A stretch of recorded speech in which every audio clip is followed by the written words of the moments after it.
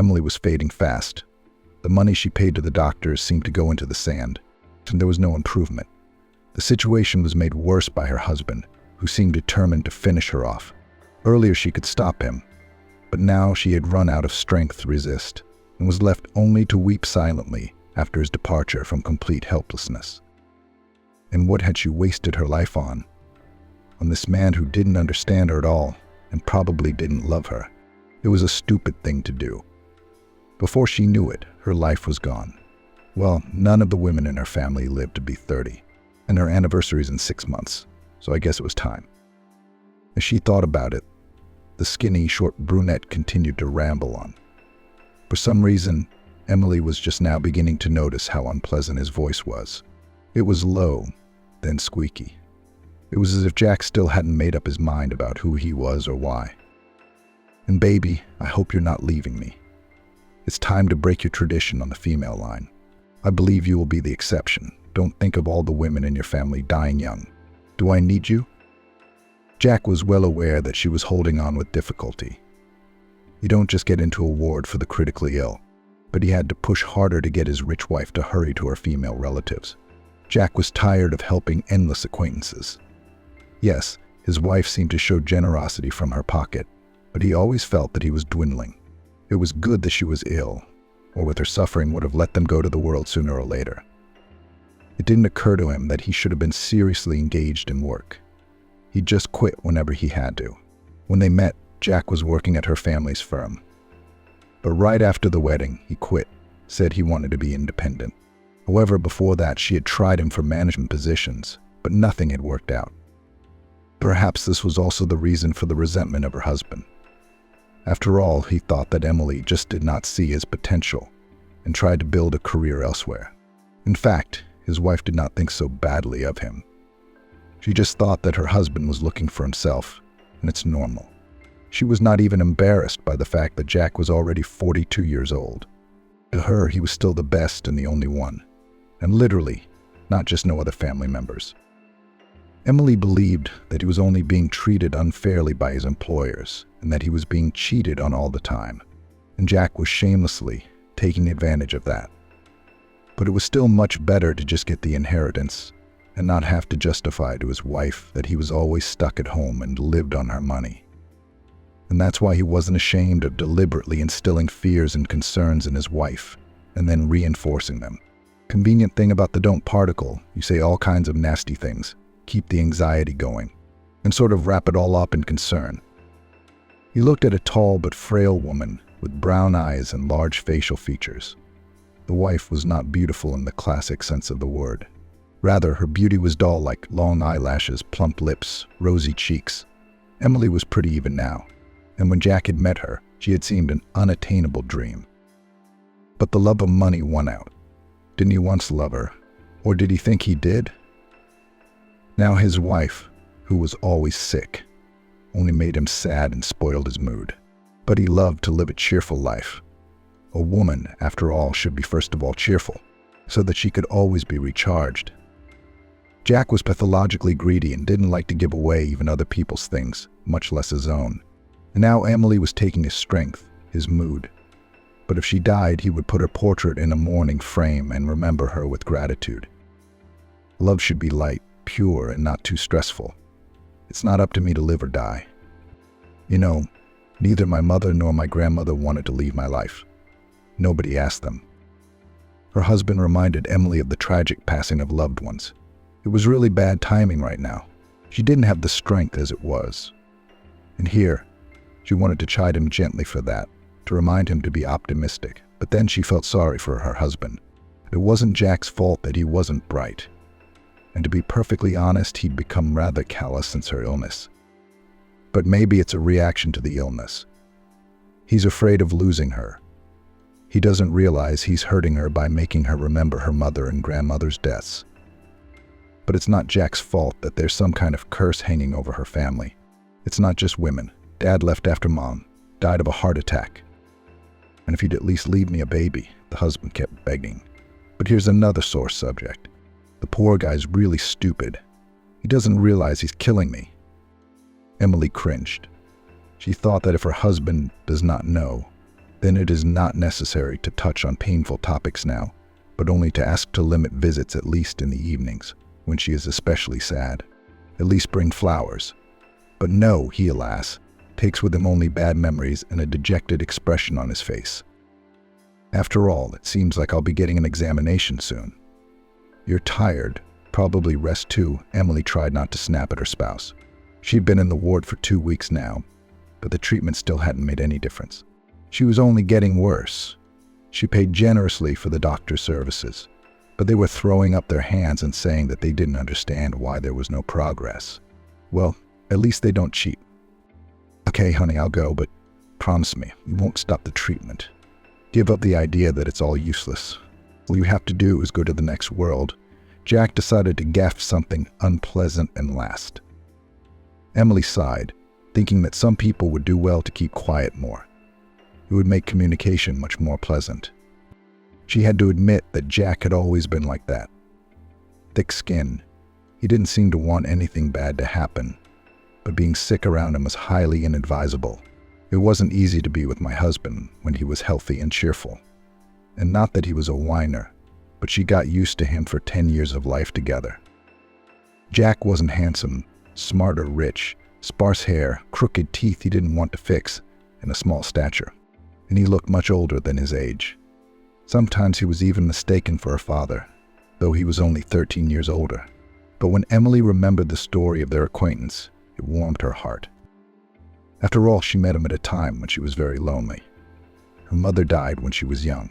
Her father had followed her. As for Jack, he worked in her family's firm as a small accountant.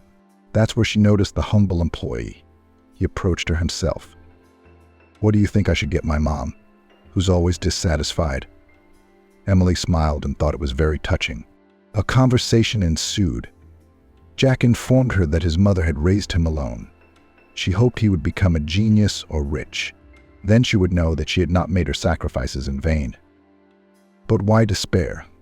Perhaps you will still be richer or more talented. Although, that's not what's important in life, Emily told him then. And what about Jack? He was genuinely surprised. It seemed that no one had ever had a heart-to-heart talk with him or taken him seriously. Already later she found out that it was so. His mother forbade her son to communicate with anyone. She was afraid that he would spend less time with her. She thought it was ingratitude if Jack stayed at work even a little longer. Love, support. That's what really matters. I wish I had a sister or a brother. It's very hard to grow up in a family by yourself. For some reason, Emily admitted, it was embarrassing to say to this man. You're still so young. You'll get married and you'll have children. It's good for women. They can have their own loved ones. He laughed. Well, yes, you're right about that.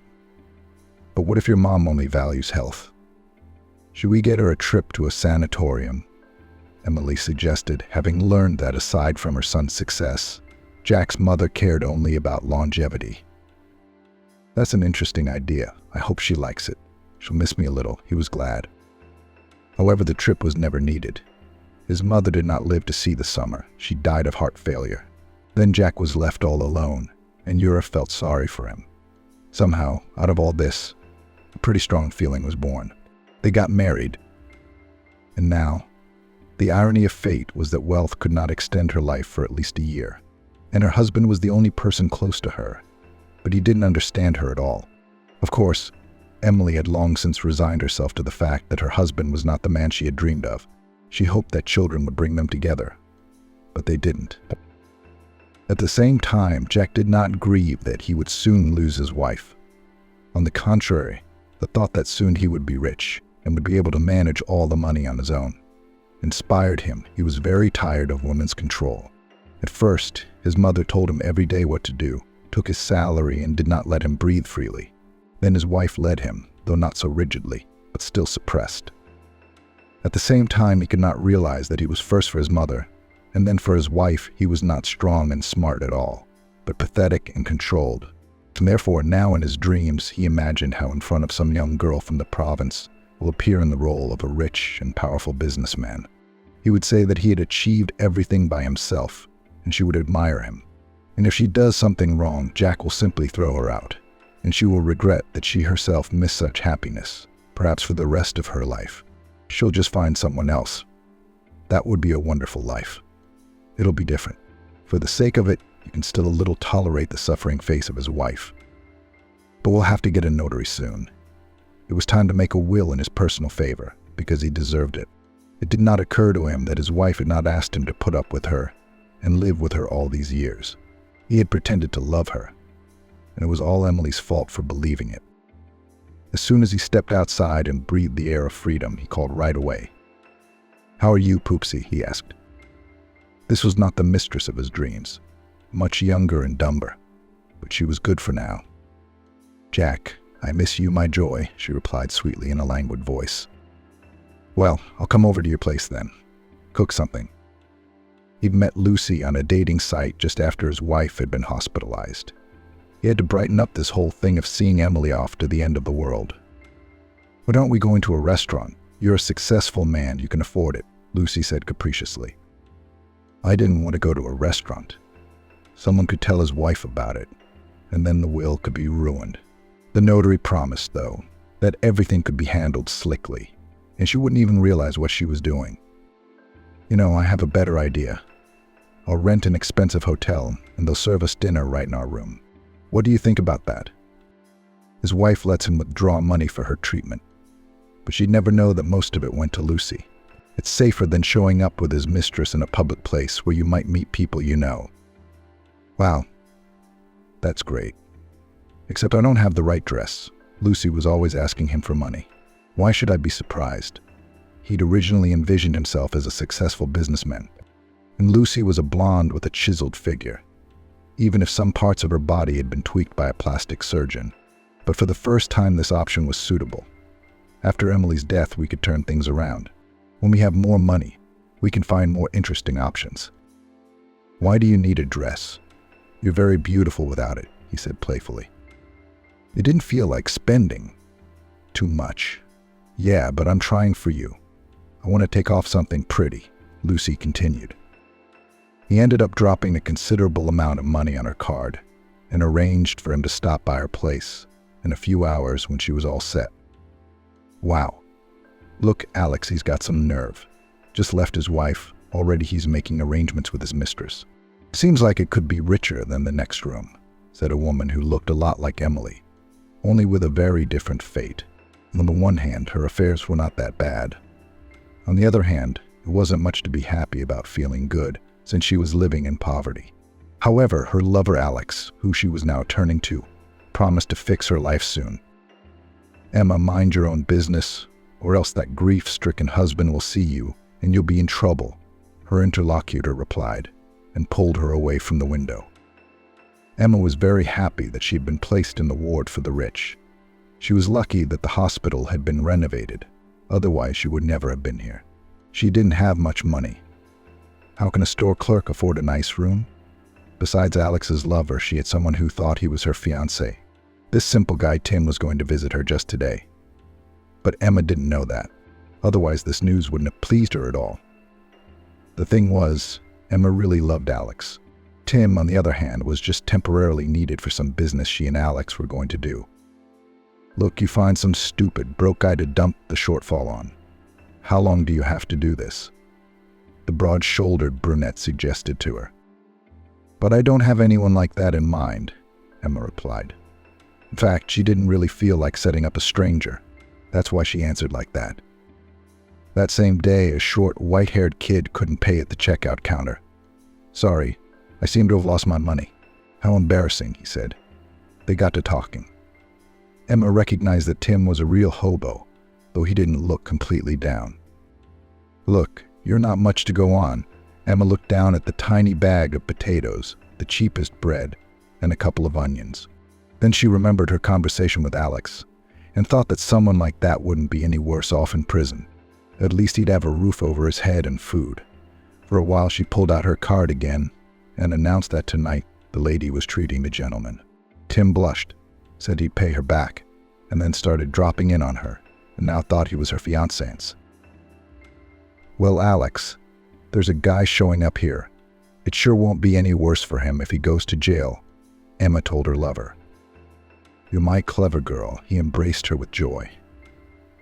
Alex was sick to death of living badly, so he decided to rob a store. But he didn't want to go to jail for it, so he decided to take the heat with the wrong hands. Alex started to convince Emma that he should keep charming the poor guy. Yeah, make sure that Tim took the blame for breaking into the store. Then neither Alex nor Emma would have to answer for the robbery. "What if someone finds out I'm kind of dating him?" Emma asked, puzzled. Unlike Alex, she'd never had anything to do with crime. And if she didn't have to pay off the loan she'd taken out a year ago to renovate her apartment, there was no way she'd go for such a dubious endeavor. And you try not to be seen together. Think of something, so that later it will be easier to say that you were just pestered by an annoying admirer. And you don't have a clue, Alex advised and sighed. It was necessary to get in touch with such a stupid lady, who couldn't think of the most basic things. But on the other hand, a smart one would have sent him away at once, so there wasn't much of a choice. Alex wasn't very brave, but he was attractive to women, so he used what talents he had. Everything was almost ready. Alex was even mentally calculating the profits. Emma had fallen ill, and the plans had to be postponed. Alex and Emma kissed that evening right in the ward. The man didn't want to lose his influence over this woman, and was making promises to her now. "We'll get this thing done, and then we'll get married. We'll have kids, and you won't have to work anymore. It's not a woman's business. You'll be behind me like a stone wall. Understand?" "What about my debts?" Emma asked. She listened to her boyfriend with her mouth open. Alex seemed very brutal and confident, and generally an enviable man. What she couldn't realize yet was that behind that shell was a coward, capable of framing anyone at any moment to save his own skin. "More than enough," Alex promised and sealed her lips with a luscious kiss. Emma forgot all her doubts and began to believe that he really wouldn't cheat, though she had doubted it a couple of minutes ago. At the same time, in the next room, another man was conning a woman for his own gain. Jack was saying to Emily, "Listen, honey, the notary will be here soon, and we'll go over the documents together, and then you'll sign everything. But is it already time for me to die? Is there no hope at all?" she asked sadly. "No, there's nothing like that in question. It's just that if you get worse, I'm taking care of you. And when you get better, things will be just fine," Jack informed her cheerfully. He tried to hide his joy that his wife would finally sign the will in his favor, but it didn't work very well.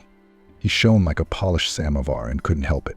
Naive Emily thought that her husband was happy that he could help her in some way to ease her worries. Like a good person, she judged others by herself. "Thank you. I see you're my real support." She took her husband's hand. "You sit for a while, and when the notary comes, I'll call you." Her husband called the orderly to put in a sedative drip and went out into the hallway. "When will this show with the suffering, dying wife end? I'm sick to death of it," he said to himself. He was literally sick of the game. She looked bad, she was pale, and he had to comfort her and shower her with compliments. He would rather be at her funeral and throw a farewell handful of earth on her coffin. The notary was late. When Jack stepped out into the hallway, all he saw was a strange young blonde-haired man. He was holding roses, the roots of which were still crumbling with earth. Apparently he'd plucked them from a flower bed on the hospital grounds. "Let me in. I'm here to see my fiancée. Don't you understand? I'm supposed to be near Emma. Get out of here nicely. Your Emma didn't say anything about you," the duty officer smirked. He decided not to upset the guy and tell him that the so-called bride didn't miss him at all. After all, she is regularly visited by a broad-shouldered guy with a prickly look. That's who the patient calls her fiancé for. "That can't be true. We're getting married," the naive cuckold kept resenting him. "So call me if your Emma says to let you in." "I will," the guard sighed. And he thought to himself, this naive boy and his bouquet better get away from that treacherous fox. If you marry such a one, you'll be in a lot of trouble. It won't even be clear who the children were born to. "And I'll call right now," the boy said. He pulled out a shabby-looking push-button cell phone and began frantically tapping the buttons. Apparently no one was answering his call. "See." No answer. The guard waved his hand at him tiredly. Sleeping, I guess. The guy got frustrated and finally left. Sleeping. Not with you. The security guard shrugged. He was glad to be rid of the annoying visitor. The vagrant wasn't about to settle down, though. He was very worried about Emma. Was she all right? Then again, the bouquet was a pity. He didn't buy it for nothing. Flowers from Chile are nicer. Emma would have loved them. He nimbly jumped onto the window sill of the first floor. The window was ajar. The woman under the ivy was indeed asleep. He walked over and whispered, "Ah, it's me." "Tim," she turned slightly.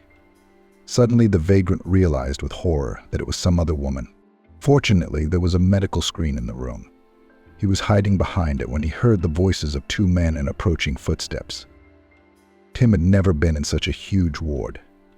Surprisingly, a gym could fit in here, and he was glad the screen was in the shade. He certainly wouldn't be noticed.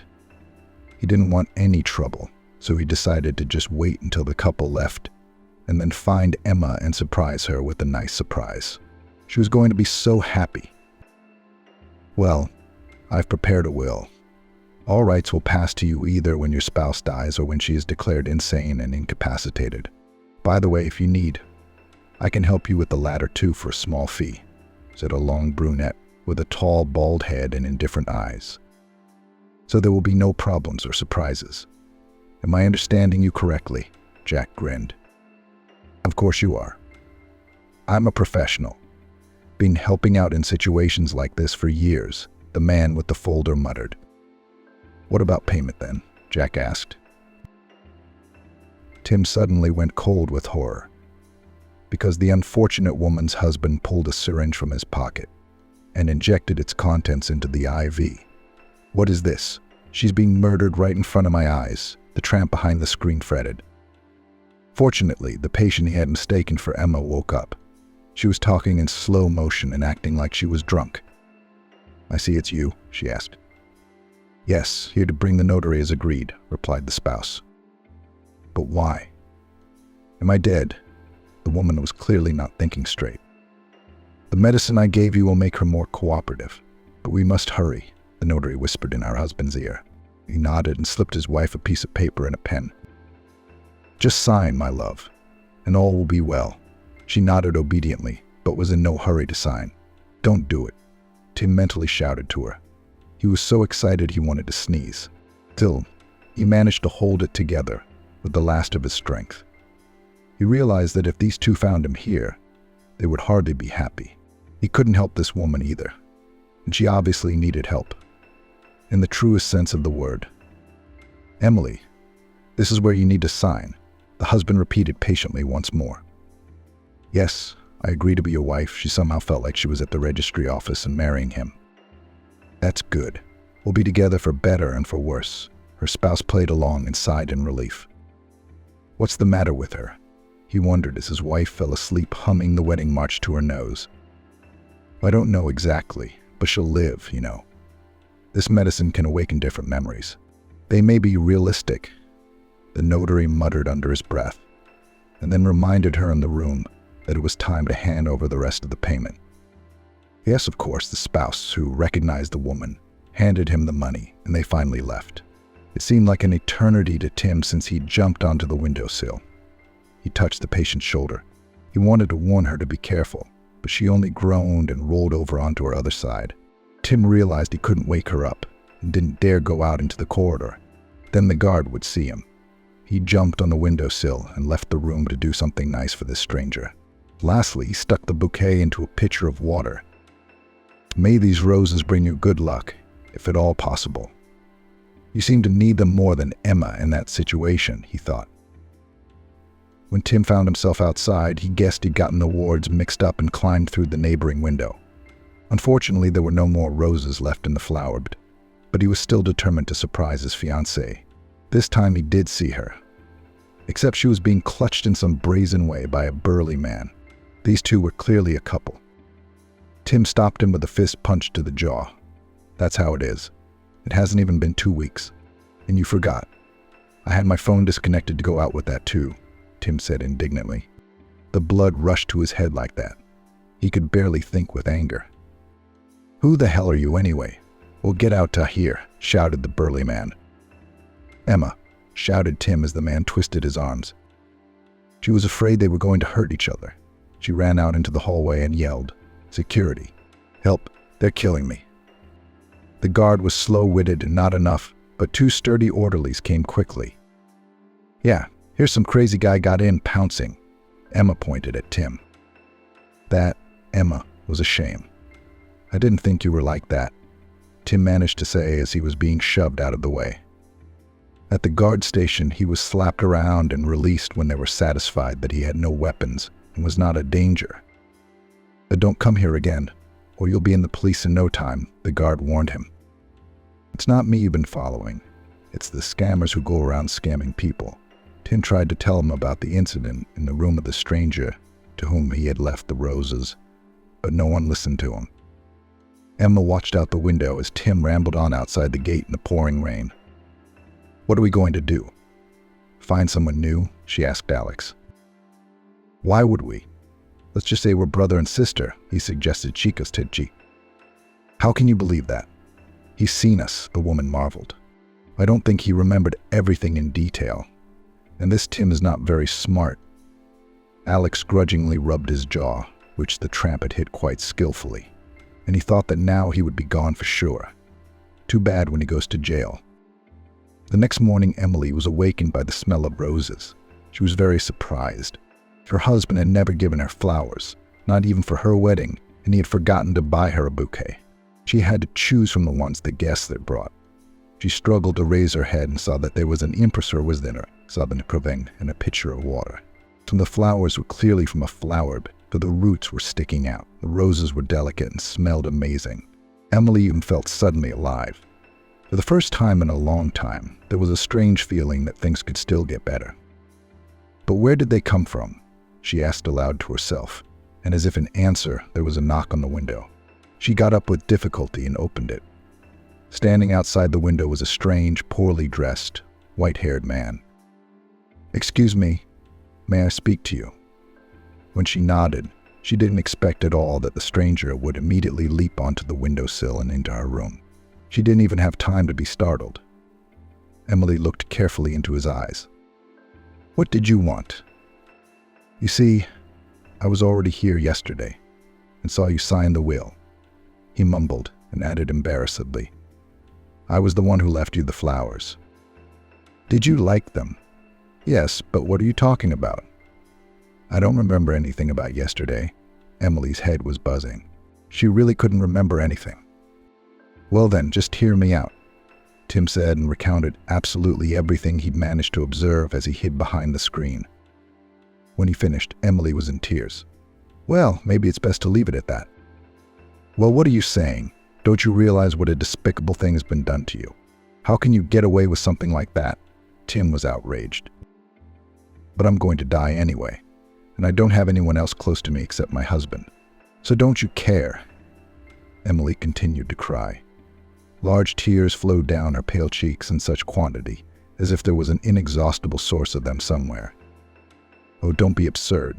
No one should do that to people, and you have no right to die. Just like that. Don't you understand that?"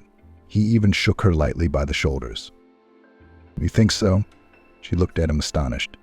It suddenly occurred to her that she really should revoke the will. If this random man hadn't gotten the wards mixed up, she wouldn't have known anything. Since he happened to be the one who told her everything, she should fight, get justice. "Of course you live differently. Why am I here?" It was as if he heard her thoughts. She looked at this strange man and thought that if she was waiting for a sign, this was it. "Okay, I'll do my best. What's your name, by the way?" she asked with a smile. "Oh, I forgot to introduce myself. Tim, you're Emily. Well, why don't I check on you some more? Do you mind?" She shook her head negatively. Somehow this strange man didn't scare her. He was even sympathetic. He, like his roses, was a good omen. Emily was sure of it. Her mood was suddenly better, and she didn't feel like sobbing anymore. What if this illness was sent just to realize that Jack isn't my man, she thought. Meanwhile, Tim was walking through the hospital yard. He was proud of himself. He'd had the courage to talk to that patient. He'd been up all night wondering if he should interfere. Now he was sure he had. He'd done the right thing.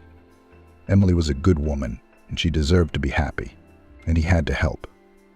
If things were going to work out this way. Tim spotted a familiar big guy up ahead. It was the same one he'd caught on the tape. Tim was glad that he could finish the job that the orderlies had interrupted so badly, and went at him with clenched fists. "What are you doing? I mean, she's my sister. I haven't seen her in months, and I was traveling from out of town. That's where you apologize for giving you a black eye. I didn't know you were her fiancé, the big guy who called himself," Alex suddenly said. "You're not lying. You two are getting a little too excited about each other," Tim wondered, but he still wanted to believe that this guy was telling the truth, and that Emma really did love him. "You know, everyone judges for themselves," Alex kind of took offense. Tim figured the guy was telling the truth. Why else would he even talk to him? Physically, he was obviously stronger, so he wouldn't be afraid to get into a fight. And those thoughts finally convinced Tim that Alex was really just a brother. "Okay, I'm sorry then. But the other thing is, let me take you quietly through the gate," Alex suggested. Tim was immediately happy, and when the bride threw herself around his neck, his brother said, "Oh, how nice. I'll leave you two lovebirds alone." In fact, he had already agreed in advance with Emma that she would tell a story of complaint about the shortage, which urgently and discreetly needed to be returned to the store. But Tim didn't realize that a play was being played out in front of him. "Emma, why didn't you call me in?" "I've been thinking all sorts of things," Tim said. "You see, I've decided to break up with you altogether." "You don't want my problems, trouble." Emma even squeezed out tears to make sure. "Wait, what do you mean break up? Don't you love me?" Tim fell for the bait. "Of course I do, silly. I'd like to spend the rest of my life with you, but it's not fate." Emma, inspired by his gullibility, began to lie selflessly about having to leave him because she could get into serious trouble at work, and she couldn't afford to drag the man she loved into it. "Still, is there anything I can do to help?" "I'd do anything for you," promised a trusting Tim. He was so glad that he had sort of found his lost love again. He really could roll mountains for her now. "Well, I don't know, if somehow all of a sudden you got in through a special trapdoor and put the missing money in the till, I wouldn't be locked up. But it's very dangerous. So I'm not going to let you sacrifice yourself like that." Emma pretended to exclaim and hugged him tighter. Then Tim started to swim. He began to argue fervently that it was all just nonsense. It was nothing, and he would do such a trifle for her. He didn't know that half an hour before his arrival, X had robbed the store for a much larger sum than Tim would pay back, and that he'd be the one accused of shoplifting. Emma will just say she doesn't know what's going on, and disown him for good this time. So he bloomed like a May rose. He was very happy. Already saw himself as a hero. When the cops caught him tonight, he was very surprised. And he was even more surprised when the policeman told him he was looking at a decent sentence. "But I just wanted to help my fiancé," Tim detailed his situation. "You don't have to bullshit us. Emma doesn't even know you. Why else would she have asked to be escorted out of the hospital with security?" The policeman objected after making inquiries. "And so that was the day before yesterday, when I didn't know Alex was a brother yet." Tim tried to defend himself. He still had no way of realizing that he had been tricked to set up. "Look, kid, if you're going to lie, make up something more interesting. You're going to do a lot of time," the investigator's sighed and explained that he was being charged with robbery. And Emma says she was never his fiancée. Said she doesn't know this crazy guy who's stalking her for some reason at all. Paid for him once at the checkout, and he got attached. "So there's no one to stand up for me. I'm screwed." Tim suddenly realized that there really was no one to help him. Who would believe a poor tramp? "Well, glad we understand each other. Just tell the truth." "There's no point in denying it," the policeman rejoiced. To his surprise, Tim continued to insist on his version and did not want to confess to the robbery. At the same time, Emily was fighting for herself. She became convinced that when she was half delirious and had really signed the will, she was going to contest it, prove that she had been tricked into doing it. Now she desperately needed to find a witness who could confirm that she was telling the truth. And what was her surprise when she learned that Tim himself was now in need of protection because he was in the detention center on suspicion of robbery. Then Emily remembered that Tim had come to her because he had gotten the wrong room. She suddenly thought that his fiancée might still be next door. Overcoming her weakness, Emily decided to test that theory. "Hello, I'm your neighbor. Are you Emma?" she asked the young woman, who did indeed look like her. So it wasn't surprising that Tim almost mistook them for each other. "Well, Emma, what do you want?" the woman asked rudely. "It's just that I overheard your conversation with that Alex guy about Tim." Emily had indeed managed to overhear what the two wanted to hide. As she tried to catch her breath before going into the room, she heard through the open door the accomplices discussing how they had successfully framed the poor guy. Emily almost fainted with horror, but waited until Alex left, and decided to make sure it was the tramp's false fiancée who had ruined his life. "So, you can't prove anything," Emma replied defiantly when Emily told her everything. "Well, how can you not be ashamed? Tim is a good man after all. He saved me, I'll help him too," Emily said. Emily wanted to step forward with determination, but instead she fell straight to the floor. Emma was about to pick her up, but not in time. "You better help yourself, poor thing," she muttered angrily.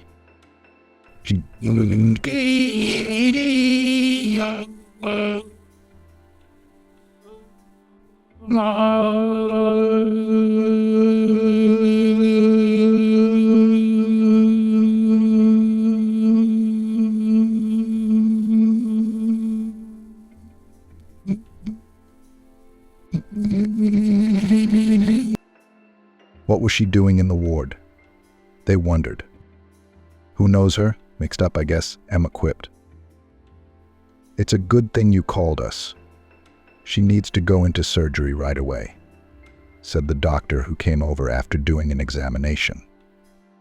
"And lucky me," Emma said. She hoped Emily just couldn't take it. That would be one less problem. And what had that tramp given up for? She was going to help him. She should have saved her strength. Emma didn't know why she wanted her patient to survive, even though it was clearly not favorable. It made her heart ache when she saw her. They looked so much alike. It was as if Emma saw herself in a mirror, only the reflection was kind, noble, and fair. Well, maybe she'd like to be so right, but she can't afford it.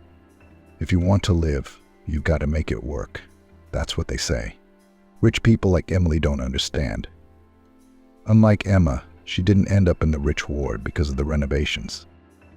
The nurses told me that Emily was a big shot. That's why all the doctors came running when she got sick. But what if it had happened to her, Emma? Maybe no one would have come at all. How much does money mean? Is it Emma's fault that she decided to provide for herself, even if not in an honest way? The rich lady wasn't all that happy, though. Emma herself heard her husband talking to someone on the phone from the window, reassuring her, "Don't worry. She'll die this time.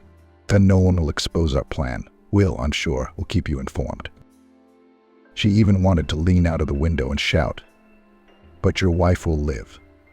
How hard will it be to give up your dreams of money?" Emma remembered that Tim had sort of told her that he had accidentally climbed through this Emily's window, and that she had been tricked into signing the will in an insane state. Now she could be sure the tramp wasn't fantasizing. The lady's husband was indeed a terrible man. She'd done no better to Tim, though. It had to be admitted. And yet they weren't married. Emma didn't even know him that well. Besides, he'd be no worse off in prison than he was on the street. She tried to talk herself into thinking she'd done less wrong than that scoundrel. But her conscience was telling her that Emma was just as guilty. "What on earth is this doing? My heart is rebelling against me," she said indignantly, and took a sedative. But the medicine did not soothe her conscience. And Emma thought it was time to think of a remedy that would silence her voice. Even if it cost a lot of money, there would definitely be a demand for it. "Emma Vladimirovna, shall we discharge you?" said the nurse the next day. "How is the one who fainted in my room?" Emma asked, not understanding herself why she couldn't forget that story. "The surgery went pretty well, except that you need a rare blood type, so I don't know if we'll be able to find one so quickly," the nurse sighed. "You know, I have just such a type," Emma admitted in surprise. "So why are you minding your own business?" "Well, it's not in your best interest that this Emily survives," and told her all about the overheard conversation. The woman came to her senses, but it was too late. The nurse was pleased, called her a kind person, and decided to run a test immediately to make sure the blood was indeed a match. Wow. That's an amazing match. We've got the whole town on edge. Couldn't find anyone suitable for a transfusion. And you're right here. Maybe you're a relative. That would be perfect, the doctor reasoned. She really wanted to save the rich patient. It would obviously help her career. Oh, really? Where am I? Where's this? Emily? I actually grew up in a poor neighborhood and she's over here. We can't be related, Emma objected, but allowed the test to be done. And to her surprise, she found out that they were indeed related and very close. Emma was shocked. However, the transfusion had already been done successfully, so she could be discharged. She decided to talk to her mother and find out where they might have rich relatives from. "Mom, are you hiding something from me?" she asked and laid out the whole story. "Oh, that's nonsense. I'm not hiding anything," the mother denied. "And I'm going to find out anyway, so it's better from you." Emma noticed that her mother was very worried and clearly didn't want to talk. "Oh, okay, there's a sin on me. 30 years ago, I gave birth to not only you, but someone else as well. I had a hard time pulling the two of you. I complained about it to a rich roommate who was brought in with a miscarriage." She cried. "She offered to pay me well enough to take at least one girl to an orphanage. But she adopted her later," the mother confessed. "And am I older or younger? And why did you keep me specifically?" was all Emma asked, still reeling from what she had heard. "You were born 10 minutes early. That's why I kept you. I wanted the firstborn to carry on our lineage after all. And even more so, you probably should have been healthier. So don't judge me. I had to get you to do something," the mother cried. "Maybe you should have given me away back then too. Maybe I would have grown up to be a good person." Emma still hugged her mother. She loved her, but envied Emily, who had been more fortunate. "I couldn't bear to part with you both. When you're a mother, you'll understand," her mother howled. "Okay, calm down. Everything ended up okay in the end. Well, since I'm the oldest, I had to save my little sister's life," Emma said. And then went to Emily's house and admitted that she had indeed set up the leak, and then revealed that she was her sister. "Somehow I wanted to start where the conversation ended. So why didn't the curse of the feminine kind work on me? My husband was so counting on it," Emily said suddenly. "Wait, what curse?" Emma wondered. "Well, you see, in the family where I was adopted, no woman lived to be 30, Emily explained. "So there's no such thing in our family. Everyone plows like oxen alone with no men. But their health is excellent. They live a long time," Emma sighed sadly. "Maybe it's because you don't notice the good ones and choose the bad ones?" Emily hinted at her sister choosing Alex and rejecting Tim. "No, well, let's go first person then. I'm not the one who picks the bad ones, we do. Or is your Jack the good one?" Emma prodded her little sister, but without malice. She really was glad she'd found her in such good time. "You know, you're right. We all seem to suffer from it, but it's not like it's a curse. Just a lesson to be learned," Emma said. "Okay, I'll file a report on Alex. Tim will be released, though I'll probably go to jail. So drop by my jail cell once in a while." Emma sighed. She felt sorry for the young lives that had been ruined, but she decided to do the right thing. It was a very hard place to start. Scared. "Come on, I owe you one. I'll get you a good lawyer," Emily said, squeezing the palm of her hand.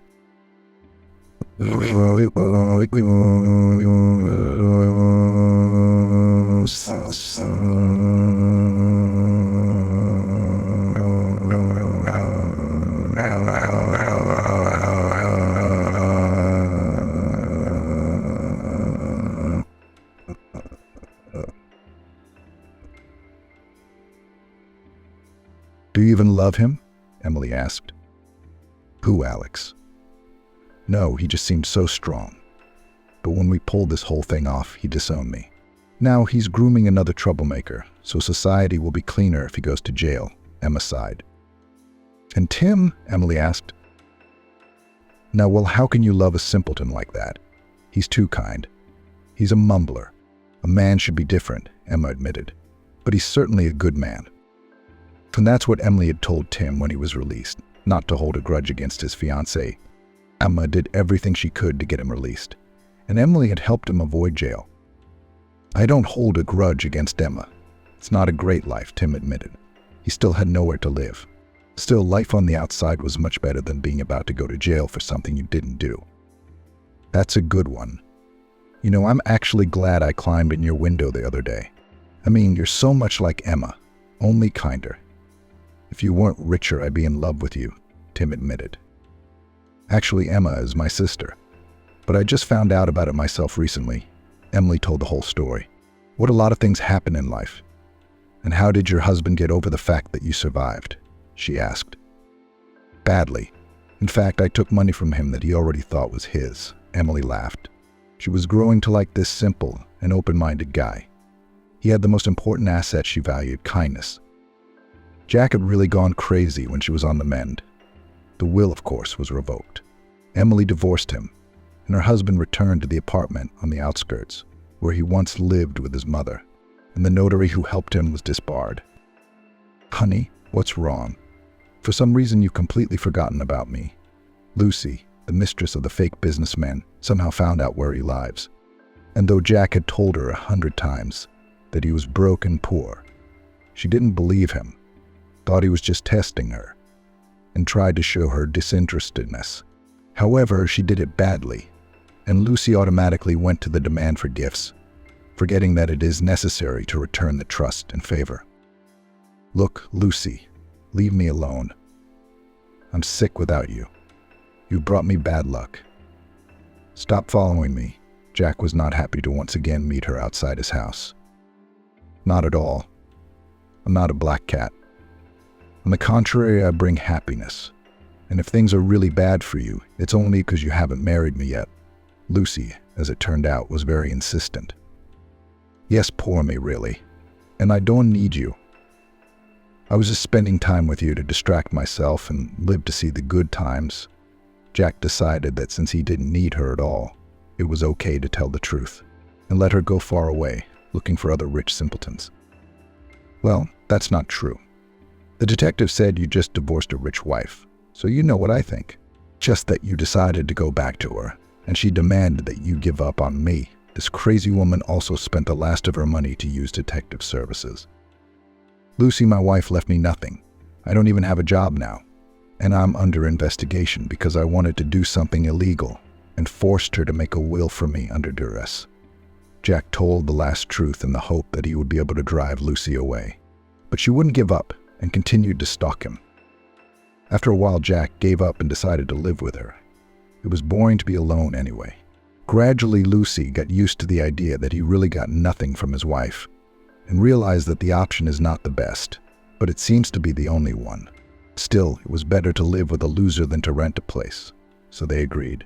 In the end, without embellishment, Jack provides an apartment and Lucy earns money. Of course, the hairdresser is not a millionaire, but still enough for a modest life. Lucy turned out to be a good hostess and eventually succeeded in getting Jack to formalize the relationship in the registry office, unable to withstand her constant pressure. All this happened very quickly. Only a year passed and Emma married a nice guy, not rich at all, but reliable and honest. She didn't need money now, though. Emily helped her sister and mother in any way she could, and she didn't forget Tim. She helped him with housing, and he already had a job. Well, the eldest got married. It's time for the youngest to get married. Do you think I don't see where things are going with you and Tim? But make up your mind already. Emma winked at her sister, who happened to catch the bride's bouquet at her wedding, though she wasn't looking forward to it at all. Well, I don't even know. I'm actually unlikely to have kids. Oh, and Tim's prejudices about the wealth gap, Emily said no paibe. I don't have any prejudices. We'll just sign a prenup that I won't own anything. That's all there is to it. And I'll have peace of mind. And as for the children, there are plenty of them in the orphanage. Tim had proposed to Emily a long time ago, but she had hesitated. So he decided to take a chance. He overheard the conversation between the sisters and once again confirmed his intention. You see, Tim is a man without prejudice, so there's no more room for excuses, Emma smiled. Well, since that's the case, Emily blushed and thought it really wasn't too late for a fresh start. They married, and a short time later adopted 7-year-old Michael. White-haired, stubby kind, very much like his adoptive father. So much for being born, Emily rejoiced. So much for having a ready-made son right away. Tim joked enthusiastically, who quickly latched on to the boy and turned out to be a good father, not just a husband. And there's another one, just getting ready, Emily whispered in her husband's ear and stroked her own belly. Wow, Tim hugged his wife. Hey parents, am I getting a brother? Little Michael asked. Yeah.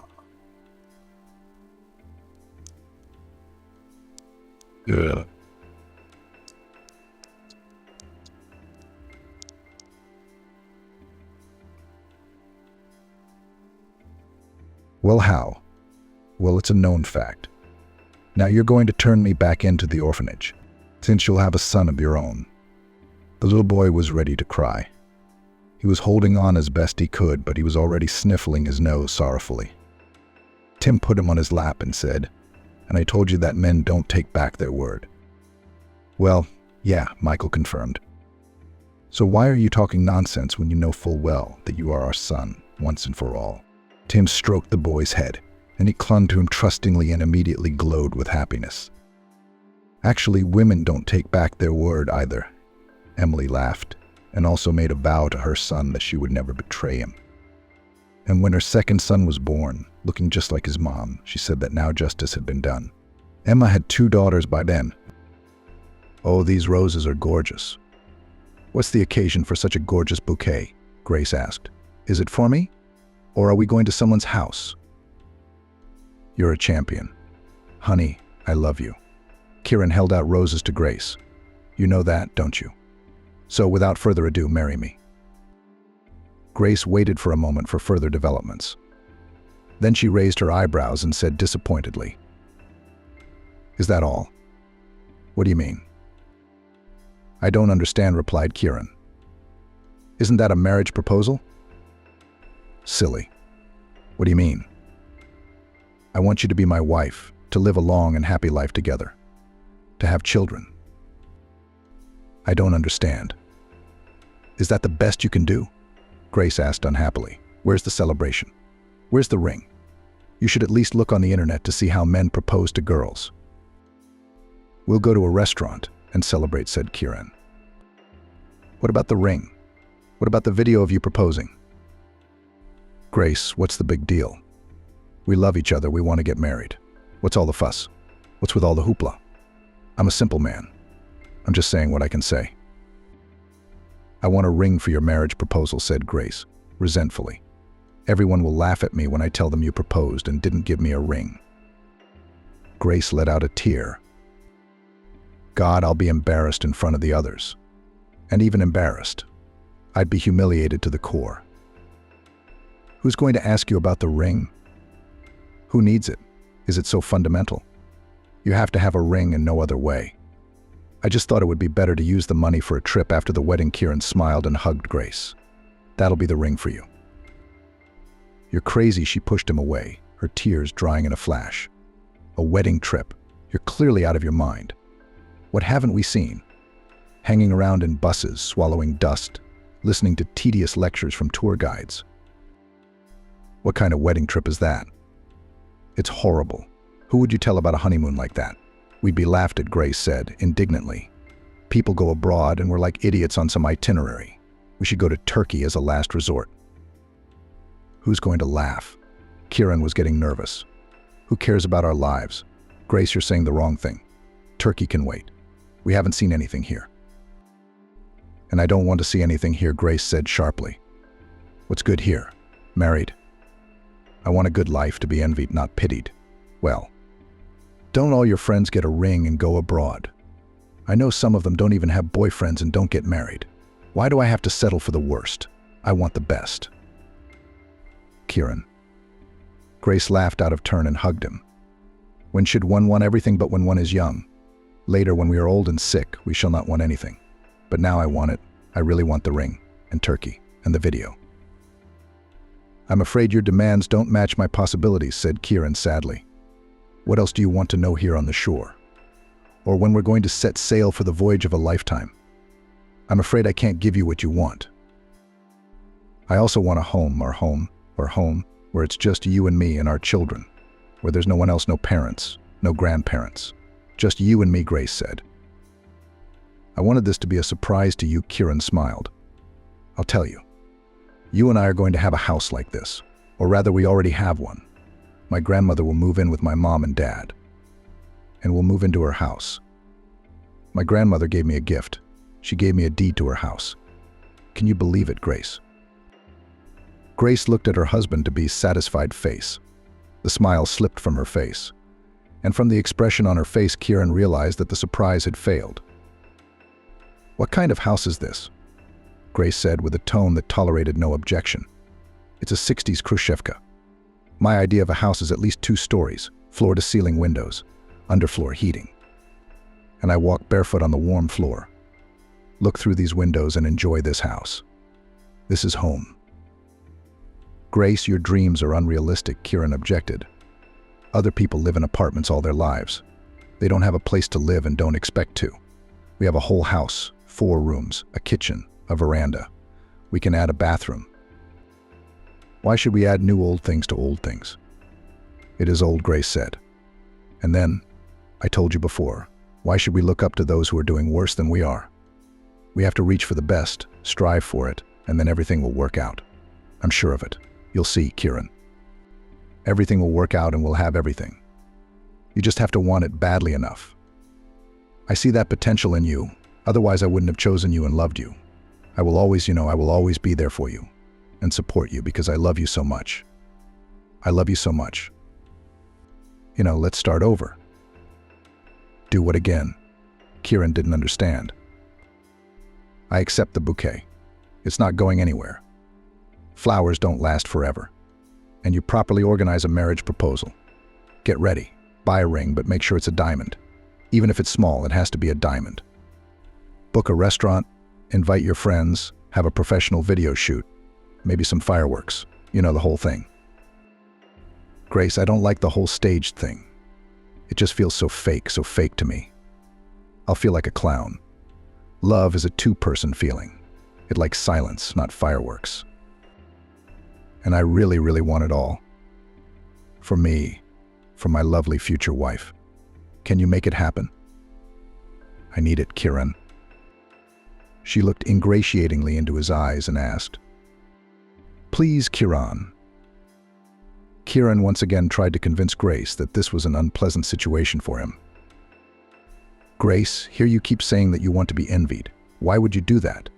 Because everyone knows that envy is a bad thing, both for the person who's envious and the person who's envious. I feel good when I'm envied. It makes me feel so euphoric, so energized, so sweet, Grace replied. Naughty. She laughed. That's the kind of wife you're going to have, Kieran. Not vicious, but determined. I look envious men in the eye and taunt them with my superiority over them, the wretches. Grace, you are also a great sinner, said Kieran, putting his arms around her and kissing her. Then he looked intently into her eyes, which were burning with a passion he did not know, and said, Pride in you is overflowing, and this is a great sin. But I love you, I love you. Since when are you such a believer? Grace asked quietly. Well, it's all right. It's the way it should be. Different poles attract. You and I are so different. I'm the devil by your standards. You're an angel. And we're drawn to each other. That's love, Kieran, Grace whispered in his ear, her voice husky. He recognized that intonation when her voice became unreal, with an altered timbre. It meant she was aroused and wanted him. I love you like this. Yes, darling, yes, Grace whispered. That's what love is, and love justifies everything. Grace had everything she wanted: a marriage proposal, a party, a ring, a noisy company, a video shoot, and even fireworks. And most importantly, she saw the envy in her friend's eyes, unconcealed envy. And from that, as she thought, the holiday was a success. This is how she will go through life, so that everyone envies her and burst from this envy. And Kieran, although he has his own opinion, Grace knows how to tame him and direct him in the right direction. In spite of everyone, she will be happy, and she and Kieran will have everything they want. They just have to want it badly enough. The wedding of Kieran and Grace also thundered on a large scale, accompanied by noisy fun and videotaping. Afterwards, they visited Turkey, realizing their wish at her behest. Such noisy festivities were not in keeping with Kieran's character. He was very tired. Very tired. Even a vacation in Turkey had not done him any good. He was glad it was time to go to work. Grace's energy kept him on his toes. Maybe those who live together before marriage are right. At least they could figure out if they could live together. Or were they so different that living together was impossible? Kieran loved Grace very much, so he could not propose an unofficial marriage to her. He felt he would humiliate her with this proposal. He thought Grace deserved to be a real, legal wife. So a little old-fashioned, or rather, not modern at all, was Kieran. And all because of the way he'd been brought up. Both grandmother and mom and dad were educated, cultured people and always resented the relationship between a guy and a girl like try to live together, and then already in register marriage. Mother, and especially grandmother, could not understand how these cohabitants had already had 2 children, and still could not make up their minds whether to get married or to try further. That's why such relationships were taboo for Kieran. But now, yes, he's very tired of Grace. I think with the money we have left after the vacation, we should make some cosmetic repairs in the house, said Kieran, when he and Grace moved into the house of his grandmother.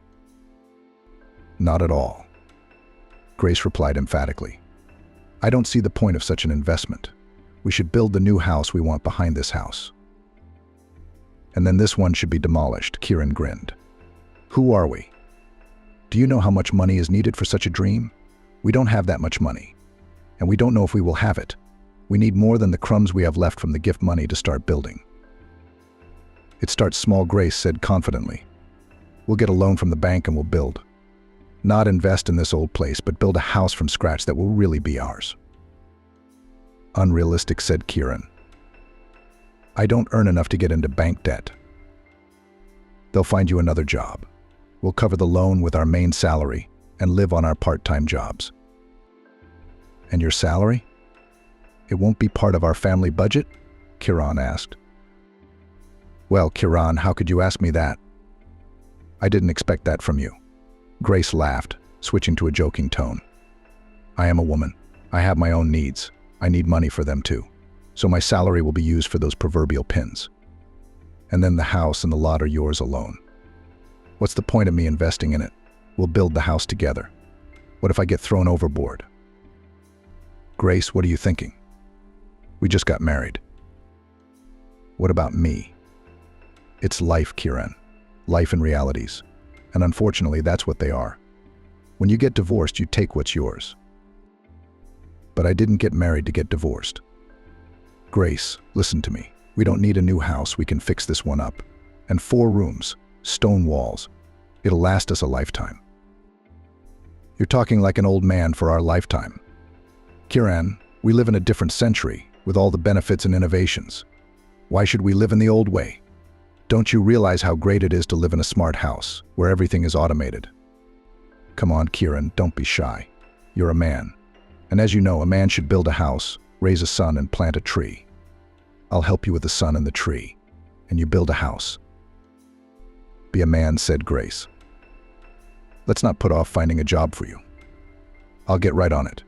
You see how strong my ambition is. I'm willing to help you in any way I can, to support you. You can count on me. Tomorrow we'll go to the bank and find out what's going on. I've sketched the house. Look. Look at this. Look at the gorgeous house we're going to have. Grace opened her laptop, called Kieran, and, smiling in anticipation of surprising her husband, said, Come on, come here, look. There's too much information, there's too much of everything, and there's too much of you, Kieran wanted to say. And we won't go to the bank tomorrow. We've got to think about it. While you're thinking, the dollar will rise. You've got to think fast. This is the age of quick decisions. The bolder the better. Or, if I understand correctly, are you going to live in this barn for the rest of your life? No, Kieran, I don't believe I was wrong about you. You're smart, you're determined, and you're a man. That's how I saw you when I married you. Come here, come here. Kieran reluctantly walked over to his wife and sat down beside her. He was looking at his laptop, listening, but he couldn't hear Grace. He was tired, very tired. Son, are you all right? Ciaran was asked by Ciara's mom. I look at you, you are not like the newlyweds, frowning, tired. Things not going well with you and Grace. I'm fine, Mom. I'm just really tired. I've been working a lot. You know, Grace and I are going to build a new house. I've been working part-time, telecommuting. Honestly, I'm not getting enough sleep. Ciaran, would you say I'm meddling? But son, you've got to understand, your health is more important than a new house. You'll have a house, but your health will be gone forever. Sick people are not happy about anything, not even new houses. It's your decision to build a house. It's my and Grace's decision, Ciaran replied. My boy Ciara hugged her son and stroked his shoulder. If you can't afford to build a house, you shouldn't tear yourself up like that. Sick, tired husbands are not necessary for people like Grace. Ciaran answered his mother sharply. Don't. I don't want to hear it. Don't say anything bad about Grace to me. She is my wife. Ciara sighed. A wife takes care of her husband, not pulls the life out of him. I can see everything, son. I have eyes and ears. You've been too hasty with Grace, son. She needs another man, a man like her. Why did you raise me like this? Ciaran asked, and putting his arms around his mother's neck like a child, he cried. I'm weak, mother, weak. No, Ciaran, you're not weak. The mother stroked her son's head. You're not a pushover. You're not a bore or a scoundrel or a peddler. I don't know. Maybe in this day and age that's a disadvantage rather than an advantage. Your father and I raised you to be a decent man, and we're proud of you. And Grace needs a man with qualities that you don't have. A man who will go over your head and do whatever it takes to get what he wants. If you want to build the house Grace is claiming with your hard-earned money, you're going to kill yourself, son. Mom, but I love Grace. She's pregnant. We're having a baby, and I promised her this house. I can't not keep my word. This is where I regret raising you to be a man of your word. Can't you build a smaller house? Grace designed it herself, shows it off to everyone, brags about it, and that's why you can't back down. Ciara sighed heavily and said, I have a serious talk for you, son. Come on, I'll feed you. We can talk about it. Mom, thanks, I'm not hungry. No, Ciaran, you've lost weight. What's wrong with that? Come on. Ciara took her son under her arm and they went into the kitchen. It's delicious as always, Ciaran smiled after the meal. Now we'll talk. You think better on a full stomach, smiled his mother. Have you taken a loan from the bank yet? No, not yet. We're going this week. Grace and Ciaran sat in the kitchen with Ciara. Granny's got some money too, said Ciara. We can lend it to you on your own recognizance. When you can, and if you can pay it back. Then why the receipt? Don't you trust me, mother? Ciaran was surprised. The receipt. Let it be a document for Grace. I know how unpredictable she is. I told you not to speak ill of Grace, Ciaran frowned. Did I say anything bad? You're just in the wrong sled. Son, Ciara sighed. Oh, Ciaran, it's great that we don't have to go to the bank, Grace said brightly. Listen, since we have money to build a house, why don't we buy me a car on credit? Why? Do you have a second job? We can afford it. My belly's going to grow soon. Where will I go with it on the shuttle buses? And then the baby comes, how am I supposed to carry it? Wait, Grace, Ciaran stopped her. The money for the house came with conditions. What conditions? Grace asked unhappily. Well, for one thing, it's a loan. Here's a receipt notarized by a notary. And secondly, on the condition that I'll work only at my main job, I'll give up my part-time job. And we won't say you're moonlighting, Grace smiled conspiratorially. But if we don't, who's going to know? Grace, honey, I want a car so badly. I can't even imagine driving to work.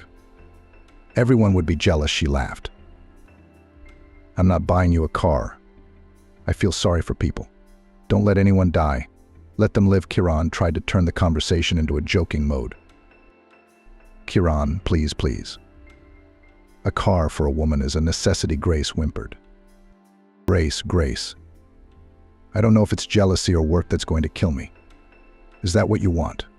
Kieran answered his wife seriously. Can't you see I'm having a hard time? I sleep for 3 hours, I get up at 6, and then the money is on loan. I have to pay it back from every paycheck. I'll cover the debt. What do you mean, on credit? They're your parents. Won't they forgive you for this money? They gave us all their money, Grace persisted. Do you understand that? Kieran asked. Do you really think I'd leave my parents without money? I don't know, Grace shrugged. Other parents forgive. And then they won't even have time to save for retirement. They're past their youth. They don't have a lot of wishes. They could have sacrificed that much money for their own son.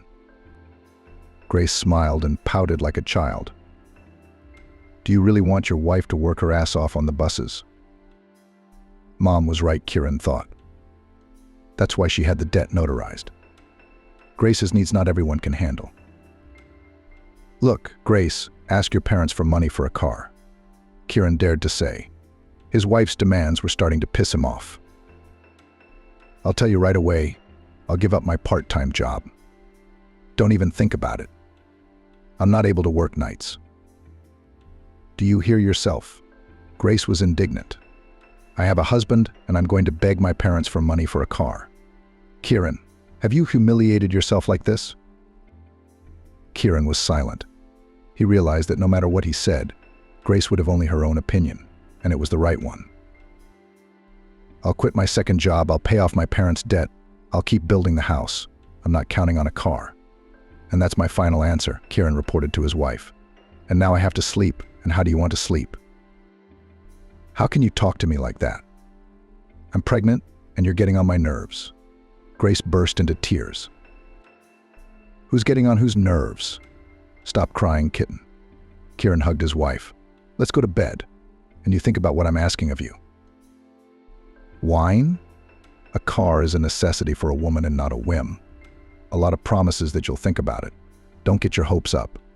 You know I keep my word, and I'm keeping it this time, Grace persisted.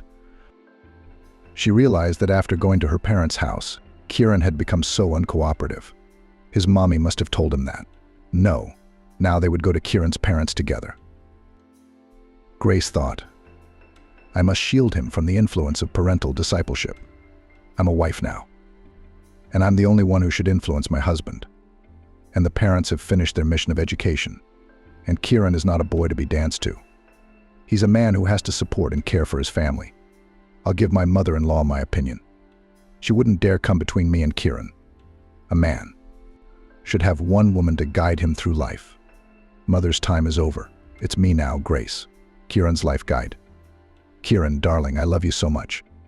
You realize that love isn't given to everyone, only to the chosen few. Your God must love you because I have you here with me. No one will ever love you like that. No one ever will. Embracing her husband, Grace whispered, I promised you a son. And now I've kept my promise. We already have one. All that's left is for him to be born. Can you imagine, our favorite son? Kieran was happy with Grace being ever so slightly enthusiastic, but demanding nothing from him. They lay, they talked, they kissed. They loved each other. And in this moment there was no talk of the house, of how Grace would put it up, of how far her dreams had come, and how she was going to work hard to make those. And for Kieran, unrealistic dreams come true in their lives. He was grateful to her for these rare moments of respite from material things, because it was in these moments that he was truly happy. The rest of the time he was tired of Grace's bursting energy, of her plans, which were gaining momentum, demanding unrealistic investments. And then after that incident, Kieran realized that if she was up to something, she would achieve it by any means necessary. All means are good for her desires. That incident shocked him, and he realized that there would be many such cases and he should be ready for them. Do you love me? Grace put her arms around her husband and pressed herself against him. Oh, do you hear our Vincent beating? We've heard it already, she said to the fetus, tapping his belly. Not yet, Grace. I've asked you 100 times not to address the unborn child by name. Do you ever listen to me? Even though I forget. Oh, don't be angry. Won't you do me this little favor? My motherly whim. You're so angry that I'm afraid to admit to you my little wish." "What else?" Kieran asked unhappily. "I hope it's not a dream of a yacht." "Oh, I'll be braver now. Because what I have acquired is such a trifle compared to a yacht." Kieran looked at her fearfully. Come on. I'll show you my little girl." Grace took her husband's hand and led him out of the gate. A red car was parked outside their house. "How was it?" "It's a lot cheaper than a yacht, Kitty. Honey, I'm so happy. Even though I'm on maternity leave, I'll drive my baby to work tomorrow. They're gonna die of jealousy. Can you imagine their faces?" Grace talked and talked, and he couldn't hear her words out of shock. Just a high, skinny voice, like a pesky fly. Come on, I'll show you. You'll see how great it is." Grace chirped and tugged Kieran's hand. "You've already taken me for a ride," Kieran said, emphasizing the word already. He pulled his hand out of his wife's and asked what money was used to buy this baby. He had never spoken so rudely to Grace before, but here he could not bear it. He couldn't help himself. "Are you out of your mind? We're building a house. I was against the car. Why don't you listen to me? You only hear yourself. Sometimes I think you're insane." Grace's eyes filled with tears and she threw a violent tantrum. Kieran didn't want to see the tantrum and thus encourage it. He did not rush to comfort her. He turned around and went home. He waited for her to show up, but she wasn't. Kieran got worried and went outside. Neither Grace nor the car was there. Where was she? Where had she gone? The distraught pregnant woman got behind the wheel and sped off. Where would he look for her? He called her cell phone. The calls came in, but she didn't answer. His head split in two with worry. He began to get headaches very often. It had never happened before. But once he got married, it became a frequent occurrence. Kieran went into the house, took his medicine, made another call, and heard Grace's cell phone in her bag lying on the couch. He called Grace's parents, but she wasn't there, and her friends didn't have her either. She got home late, close to midnight, and as if nothing had happened, she rattled on. "Kotik. You can't imagine how everyone sighed with envy when they saw my little girl. I'm in a wonderful mood, even though you're mad at me. No one's going to ruin my happiness. So Kitty, no need to get upset and get on each other's nerves. It's done." Kieran was silent. He was so nervous that his headache wouldn't let go. You feel good when others feel bad. Vampire was all Kieran could say. Yes, I'm your little vampire." Grace adopted a playful tone. "And now I'm going to bite you, and then I'm going to kiss you." She threw herself around Kieran's neck, but he pulled her away from him. "I can't see you. I can't. Go away nicely." "Where would I go, Kieran? I'm your wife. And as you know, husband and wife are the same Satan. And then we'll have a son." "Satan is you," Kieran said. "I'm beginning to realize that we've rushed into marriage. You and I are different, you know. I think I'll have to put up with you and your delusions all my life." "I'm getting a headache." I'm sorry, Kieran," Grace cried. "I know it must be hard for you, but it's only at first. It's like that for everyone, until you get used to each other. And then they get used to it and become one. Understand, my dear man. Love is not for everyone. And I love you so much. I can't do it without you. I can't." "Where did you get the money for the car?" Kieran interrupted Grace's passionate speech. "I'm talking about love, you're talking about money. So which one of us is the mercenary? I asked you a question. How hard is it to answer without all the waterworks? Just answer." "I bought it on credit. I made the down payment with the money you were saving for your parents." Grace stopped talking. "I suppose you'd better not know where the money is," said Kieran. "You'll be on maternity leave with the baby. How are you going to pay off the loan?" "It's not that much money, though. The car isn't cheap. I think we'll be able to pay it off in no time." "Who's we?" "IA." Grace grinned. "We were plowing," said the fly that sat on the ox's horns. "Well, you're the fly, the annoying fly that's bothering me, and I want to swat it in one fell swoop to be free of it." "Don't do that," Kieran stopped himself. I promise it won't happen again. Believe me, we'll have a child, your son and mine. We'll have a new home. Imagine how happy we'll be. We'll come to each other. You'll see how great it will be. Now, if he had any money, Kieran kept it only on his card. The PIN number, known only to him, was unknown to Grace. He knew it was dangerous to keep money in the house without consulting him. Grace instantly found a use for it. For a time, Grace ceased her frenetic activity about the ideas and prospects she was creating for her husband. A child was born in Los Angeles, and she was fully immersed in motherhood, which pleased Kieran very much. Grace was probably right. Kieran thought it would take time for them to get used to each other. 6 months had passed since the birth of baby Vader, and Grace had resumed her efforts in the area of perfecting her family. She realized that their house was being built, and it was her credit. She had insisted on such a beautiful, comfortable, modern home. She had bought herself a car, it is true, against Kieran's wishes. But how comfortable she is now. And then it was her dream come true, too. Kieran took a break from her ideas. Time to get back into work, Grace thought. Otherwise, if her husband isn't pushed to exploits, the mire of a frustrated bog awaits him. There needs to be movement. Movement is life. I will not let Kieran die in this quagmire. I will push him forward, encourage him. We'll get to such heights, everyone will gasp and die of envy. Kieran, have you thought about changing jobs? Grace asked. You can't stay in the same rut with a steady paycheck. I think a man needs development, to move up, to feel on top of things. Somehow, Kieran, you've accepted your average salary, your status as a manager. If you see that the job is unpromising, is it worth holding on to it? I see your potential and I think you're capable of more. I'm happy with the job, Kieran replied. And then Grace. It's not easy to find a high-paying job in this town. This isn't Los Angeles. The rates are different here. And I think I have a pretty good job and the pay is pretty good. Not bad, Grace repeated as if tasting the word. She was silent for a moment, as if giving Kieran time to consider the term. And then she said, not bad means nothing.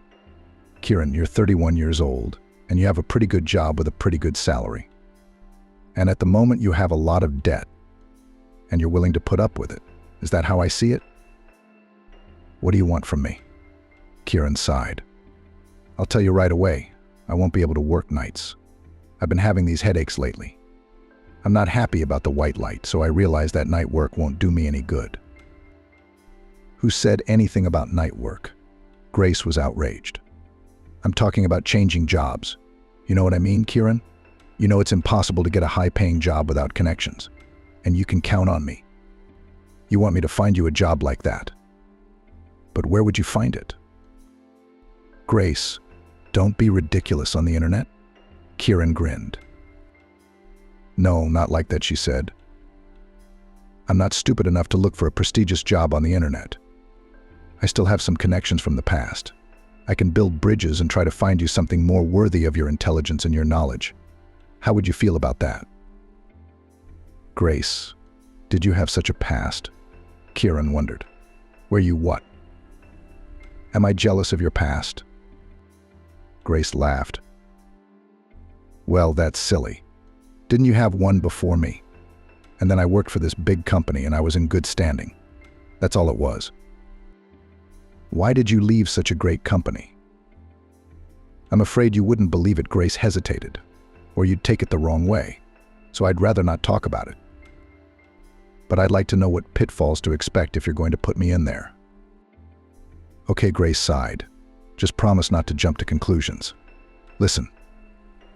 My boss's wife was jealous of me for him, but not of the boss himself, but of the head of the department I worked in. That's funny, Kieran snorted. But you couldn't prove your innocence? I wasn't going to prove it, it's beyond me, Grace said. I just quit, that's all. And you want people to say behind my back that I'm the husband of the woman who was having an affair with the boss.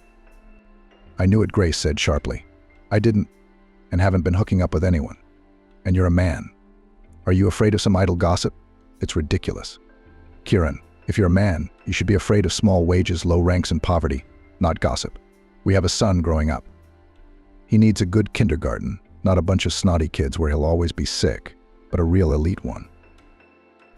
Then you are not going to give him to a simple high school, where they raise drug addicts and alcoholics for the future of the country. Grace kept coming at him. The kid should be in a school with good kids from good families, not with the rabble where he's going to become the same rabble. Grace, you're making it worse, Kieran objected. I went to high school and, as you can see, I didn't become a rabble. Don't compare, Grace said. It's a different time. The worthy join the worthy. And the trash? She didn't finish. She stood up abruptly and went into the other room. Then she stopped at the door, turned around and said, think about all this at your leisure. In a word, I'm right. And you know it. When you've thought it over, you'll say. The dream house was built, and Kieran's family moved in. Kieran, it's time to tear down that shed that's such an eyesore, Grace said. We'll plant roses and weed the lawn and all that. I'll go out to the kitchen in the morning and look at the beauty of it. It'll make me thirsty. This shed prevents me from realizing my plans to transform the landscape around the house. It's going to take a lot of money to demolish the house. And your landscape too, Kieran shook his head. So my solution is not to demolish the house, but to renovate it with the money that would have gone into demolishing it. I can't demolish the house my grandparents built. You're crazy.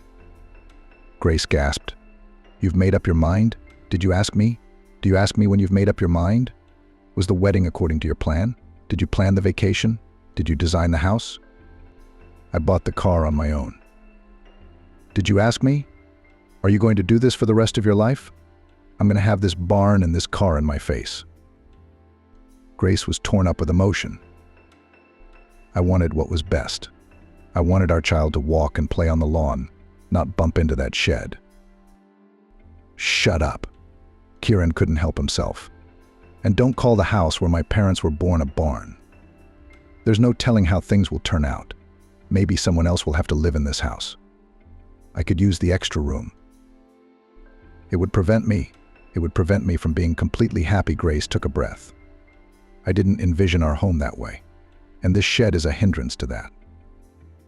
Kieran glanced at his wife, and she stopped talking. And you know, Kieran, people will come to the housewarming party and be surprised by this wreck in the middle of the yard. The old house steals the impression of the new. I don't think anyone's going to be jealous to see that wretched thing in the yard. It's a good thing they won't. They'll sleep better. Kieran interrupted her rudely. You don't think they will this time? Accept it. And even your tears won't make me back down. After the quarrel, Grace did not speak to her husband for a week. She hoped to get what she wanted by keeping quiet. But she realized Kieran wasn't that simple. Once he'd said something, he was unlikely to change his mind. But that's all right, she'll get her way in other ways. Grace, as a hostess, was proud of her brainchild and showed the guests the possibilities of the smart house. Despite the old house in the backyard, everyone admired the new home. But she didn't invite guests just to show off. She had her own plans for them. She decided to tear down the old house with their hands to get their support. Well, it certainly worked out the way Kieran and I wanted it to, Grace said at the party table. But Kieran doesn't want to tear down the old house. He thinks it's appropriate here. Personally, I don't think so. So I'd like to get some outside opinions. Do you think there's a need for an old hut next to this magnificent house? Hearing such unpleasant words about her house, Grandma was saddened. She lowered her head and smoothed the folds of her skirt. She cried furtively, quickly wiping away her tears with her handkerchief so no one would notice. Kieran's mother put her arms around his grandmother and pulled her close. Kieran saw all of this. He was ashamed of his wife's words in front of his grandmother and in front of his parents. Of course, a lot of people had come to the housewarming party, and he didn't want to find out about it. He didn't want to spoil the holiday for those who came to enjoy their new home and have fun. I wouldn't tear the house down either, said Ivan, Kieran's friend. I would renovate it, make it into an extra living space. No one could use the extra living space. On the contrary, many at the table supported Ivan, which upset Grace very much. She realized she had lost this time. If it weren't for my parents and my grandmother, this house wouldn't exist, said Kieran. Let's drink to their health, he said to the guests. My loved ones, my dear ones, thank you for everything. Kieran went to his mother, father, and grandmother and kissed them. What about me? Don't I get a thank you? Grace said resentfully. if it wasn't for me. Of course, everyone heard the indignation of the mistress of the house, but realized that it was not worth focusing on her offended words. Everyone supported the toast. The guests made praised toasts in honor of the hosts. The guests cheered, and Grace did not feel her triumph. She was not envious of the people who had come to the housewarming party. They just shared the joy, cheered, and for some reason praised Kieran and his parents, but not her. She was the one who had built the house thanks to her kicking, and his parents' money had been given not for nothing, but as a loan. "Why were you pouting all evening?" Kieran asked his wife. "Well, it's not proper to invite people and sit like a mouse on the croup." He hugged her, kissed her on the temple. "My little mouse, look, you'll burst." Kieran wanted to cheer up his wife. "So all smart and clever, all honored, all participants in the construction of the house, I'm the only one on the side." Grace was indignant. "And why didn't you say that your beloved grandmother, Daddy and Mommy gave you the money on credit? Why did you sing such dithyrambs to them? Didn't you know that? If we had borrowed the money from the bank, the interest would have cost us another house," Kieran explained. "Grace, you know all about that. And then my parents forgave me half of the money and gave it to my grandmother to rebuild the house." "Oh, so that's it. I'm nobody here, and my name is nobody. And that's the last I'll know," Grace said, indignantly. "I only found out about it today. My dad told me about it, that it was their housewarming gift to us." Kieran changed his tone. "Grace, well, since we don't have to pay off the debt, let's hire a housekeeper. Look how big the house is, how much cleaning there is, especially today after the guests so many dishes to wash." "You have a dishwasher," said Kieran. "But you have to get the dishes ready before it. I don't think I can do it alone. Why did you have to build such a big house?" "Convenience," Grace said sharply. "Convenience. What's the point of hiring a housekeeper?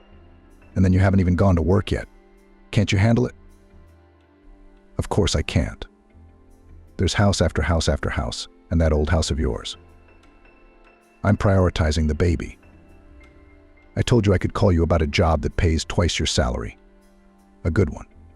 You don't say anything, so you're okay with the pittance you get. And we have to suffer because our breadwinner is happy with a good salary." "I get it," said Kieran. "Because no one was jealous of you today, you decided to take out your anger on me. You know what I'll tell you? This house was built because I loved you, and I promised it to you. Or rather, you made me promise you. I was building it. And I already knew it then.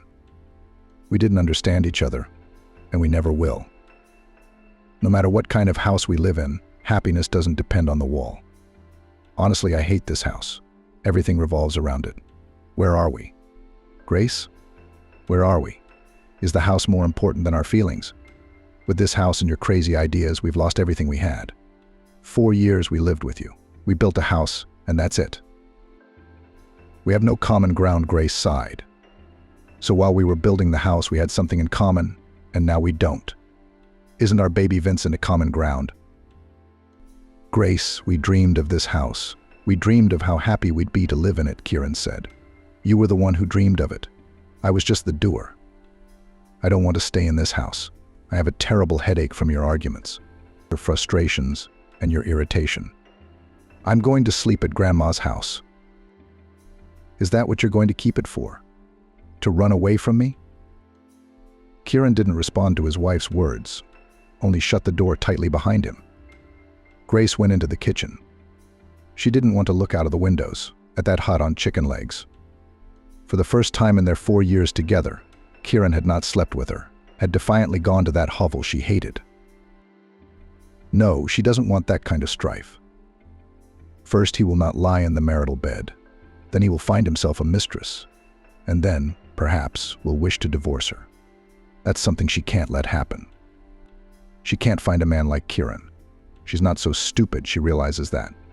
Besides, where would she go in the event of a divorce? Her parents? No. By any means necessary, she'll still be the mistress of this magnificent house. Kieran's not exactly a star in the sky, but he does his best for his family. And that's the kind of husband you'll find. And then a father is better than a stepfather for her child. Kieran loves Vincent very much, but you can't play on his love for a child for long. You've got to be more subtle. Kieran didn't go into the new house. Grace watched from the window as he left for work, and for the first time they didn't have breakfast together, so he's still angry with her. And by the looks of it, there'd be more fighting tonight. She had to get the house in order, cook something nice for dinner after the guests, and be sure to have candles to make it intimate and romantic. Grace decided that she needed to clean herself up too, so that Kieran could see who he was trying to make a deal with. What's a wife like her to look for? And the fact that she was pushing him to some small victories, so it was again only a plus for her. Without her initiative, they would live in this shack with paper wallpaper. Grace didn't like the fact that Kieran was stubborn, unwilling to take the high-paying job. She'd already made inquiries, got her ex-lover involved. There's a place, but they won't wait long. We need to get Kieran and push him into a position that would bring them good money. Of course, the work there is nervous. The state constantly allocates money for government contracts, so there are frequent inspections, audits, where auditors pick on every comma. Not everyone can withstand such nervous tension. Despite high salaries, people often quit. That's why it's possible to get Kieran a job there. Kieran, don't do that again. I was up all night. I'm used to having you with me at night. I was scared. I wanted to call you, but I was afraid you'd start fighting with me again. I know you're tired. The guest had been drinking, so he got a little hasty. Maybe I'm wrong about something, but you're wrong too, honey. No matter how much we fight, we should sleep together. I didn't sleep all night either, said Kieran. And I was scared about the way we were living, you know. I thought about it for a long time, and I realized that you and I are not a couple. We're so different sometimes it's impossible. You only think about material things? I don't deny that our world is real. And it takes money. But I can't give you as much money as you want. You'd better find another man to encourage your ideas. I'm willing to give you your freedom. Let's get a divorce. I can't take it anymore, you know. I can't. Don't you love me anymore? Grace immediately burst into tears. Baby, how could I be without you? How could Vincent be without you? Do you really want your son to be raised by someone else's uncle? When the most difficult part of our life is over, do you suddenly think about it, Kieran? Grace sat down next to her husband and put her arms around him. Look at me, look at me. Can't you see how much I love you? No, I can't have a divorce. And I don't want any other man. You may not believe me, but I can't live without you, and I don't want to live without you. Do you really want our baby to be without a mother? What do you mean motherless? Kieran didn't understand. Will you leave Vincent with me in the divorce? I don't mind. I don't mind at all. Mom and Grandma will help me raise him. What's Granny and Mommy got to do with it? Of course, when I'm gone, they can help you. You misunderstand me, Kieran. If you leave me, I'll kill myself. And it's not just words or threats. If you want to know the truth of my promises, divorce me, and you'll find out how you'll live with it, Kieran. And what will you tell your son when he grows up and asks you why I did it? It's blackmail. That's all I need. I didn't think you were capable of that. I'm not. It's not blackmail, Kieran, it's love. I can't imagine life without you. That's the truth. Don't drive me away, my love. Grace sobbed. Let me stay by your side and let me love you. Is that too much to ask? Kieran realized that the whole thing seemed like a cheap candlelight performance. But knowing Grace's mobile psyche, where tears for no reason at all, where tears could turn into laughter in a minute, what the hell, maybe her suicide threats weren't so unfounded. If that happens, he really won't forgive himself. He was so tired of it all. Kieran realized that he had been up all night and had a terrible headache. I want to sleep, he said. I have a headache. Where are the medicines? I don't know where they are in this house yet. Peace. Sweet peace. Grace looked into her husband's eyes and said, You're going to see how great things are going to be with you and me. You won't regret that we didn't get divorced. I said, I have a headache. Give me a pill. This time there was no danger of divorce. Grace saw that Kieran was determined to break up, but fell for her threat to kill herself. So he was scared. And that's good for her. She'll know how to manipulate her husband. It's time for Grace to come back to work from maternity leave. So she decides to use one more trick on her husband. She's going to try to squeeze him after all. He'll take the job she got him. Although, I'm not going back to my old job. I quit. What's wrong with your job? No new people to envy you, Kieran grinned. I know you meant it as a joke, to poke fun at me. But it's not about envy. Someone in our family has to earn money if you won't take that responsibility. I have to provide for my family. I'll get a job, I can hire a housekeeper. I won't have time to take care of the house. I have to put the baby in a high-end daycare center. I'm not putting Vincent in a breeding ground for infections. And I need money for that too. Did you get a job like that? Where do they pay the money you're going to use to do all this? Kieran asked with a grin. Yes, I did, Grace replied calmly. That's where you don't want to go. I'll go to my lover, Kieran said angrily. Why your lover? I explained the situation to you. No one there was my lover. And then I am a married woman. What claims can there be against me? I have a family, a child. I put that above all gossip. That's when I took offense and left. And now I have grown out of these petty grudges so I can go to work there again. Grace continued. But I'll tell you right away, it's hard work. And no one gets paid money for nothing. Sometimes, and on weekends are loaded. Sometimes you have to work late, irregular working hours. In short, it's all spelled out in the labor contract. I tell you about all this at once, so that then there were no claims against me. Why did you decide this on your own? And you're just putting me on the spot. It's a family matter, so we have to decide it together, Kieran answered calmly. We are, Grace replied. But you've left me no choice. Someone has to take financial responsibility for the family. Is this your way of pushing me into this job? Is that what I'm offering you right now? I realize it's not your thing. It's useless to hold you accountable. So I'll go myself. Well, go, said Kieran. When you go out, most likely in a week you have to quit your old job and then. Kieran didn't talk about the subject again. And Grace had said all she wanted to say. She hadn't expected Kieran to say that. She'd have to do the work herself. If she gave up the idea, Kieran would realize that it was just scaremongering, manipulation. So he won't take her threats seriously. She would not want to meet with those who witnessed that shameful scandal when the wife of her lover came straight to the department, grabbed her by the hair, and hit her head against the table where she was sitting. She hit it with such force that a lump formed on her forehead and her nose bled. If I ever see you at this table again, said the scandalized woman, I will beat your bad head against the table until this table falls apart. Such shame and such scandal. Grace didn't know where to put her eyes from the gloating of those around her, so she couldn't take it anymore and quit. Now would she have to see all those faces again? Grace heard that Kieran had learned all the tricks. I guess this conversation had touched him after all.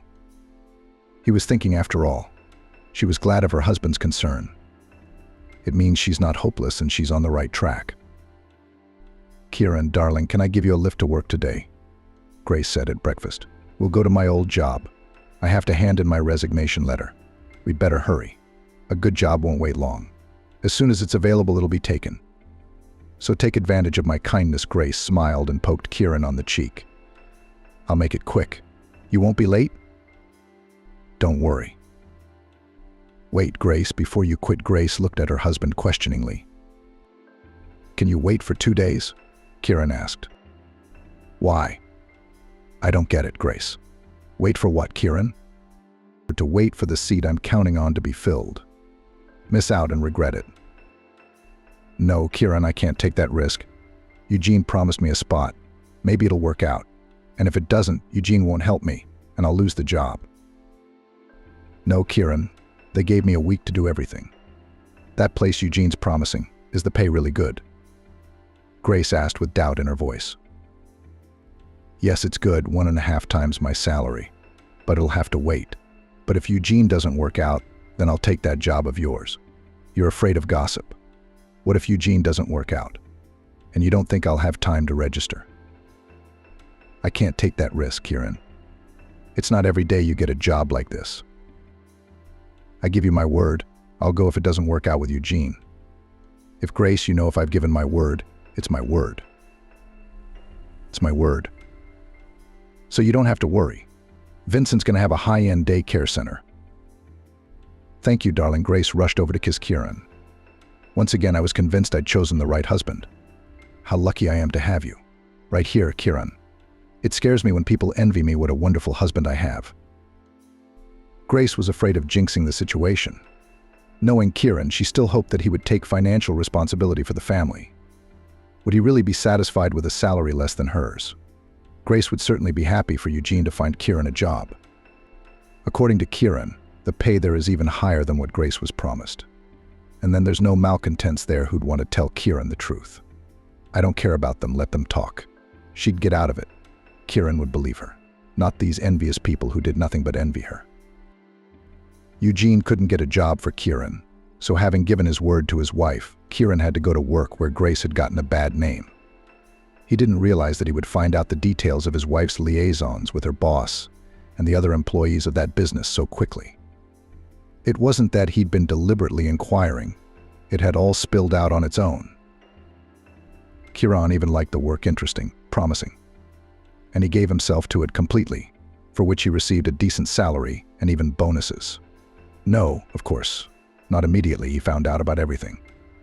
He worked quietly until some personalities did not realize that he was the husband of the very Grace, who, seeking the best place for herself, jumped from one bed to another.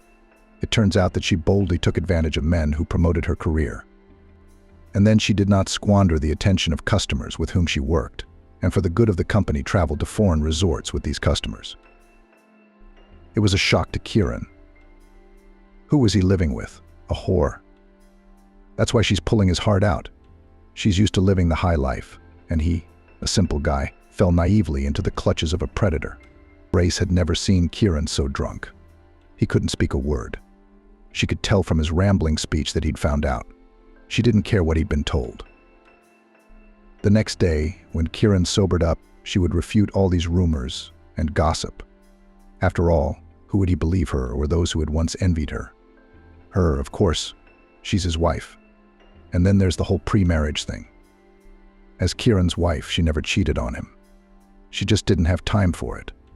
She molded her husband into the kind of man she thought he should be.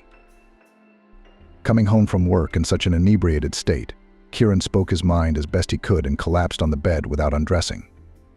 Grace didn't take off his clothes out of principle. He'll wake up. He'll be ashamed of himself for stooping to this, she thought. Kieran was wheezing, and he stank of booze. So Grace retired from the bedroom to the living room couch. She couldn't sleep for a long time, preparing an exculpatory speech to her husband. And then she had to keep him from doing something rash, or God forbid, he would think of quitting.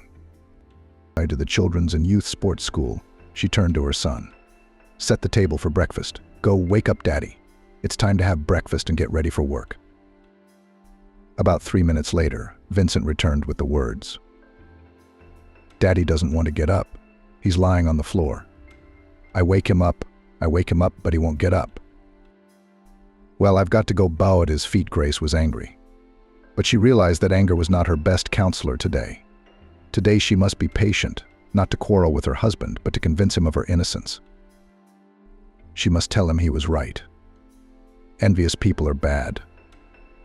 That's what envy brings people to gossip. Nasty gossip, she decided. Walking into the bedroom, Grace said, Kieran, get up for work. It's time. Kieran was lying on the floor beside the bed. It was strange. He was lying on his back with his arms and legs spread.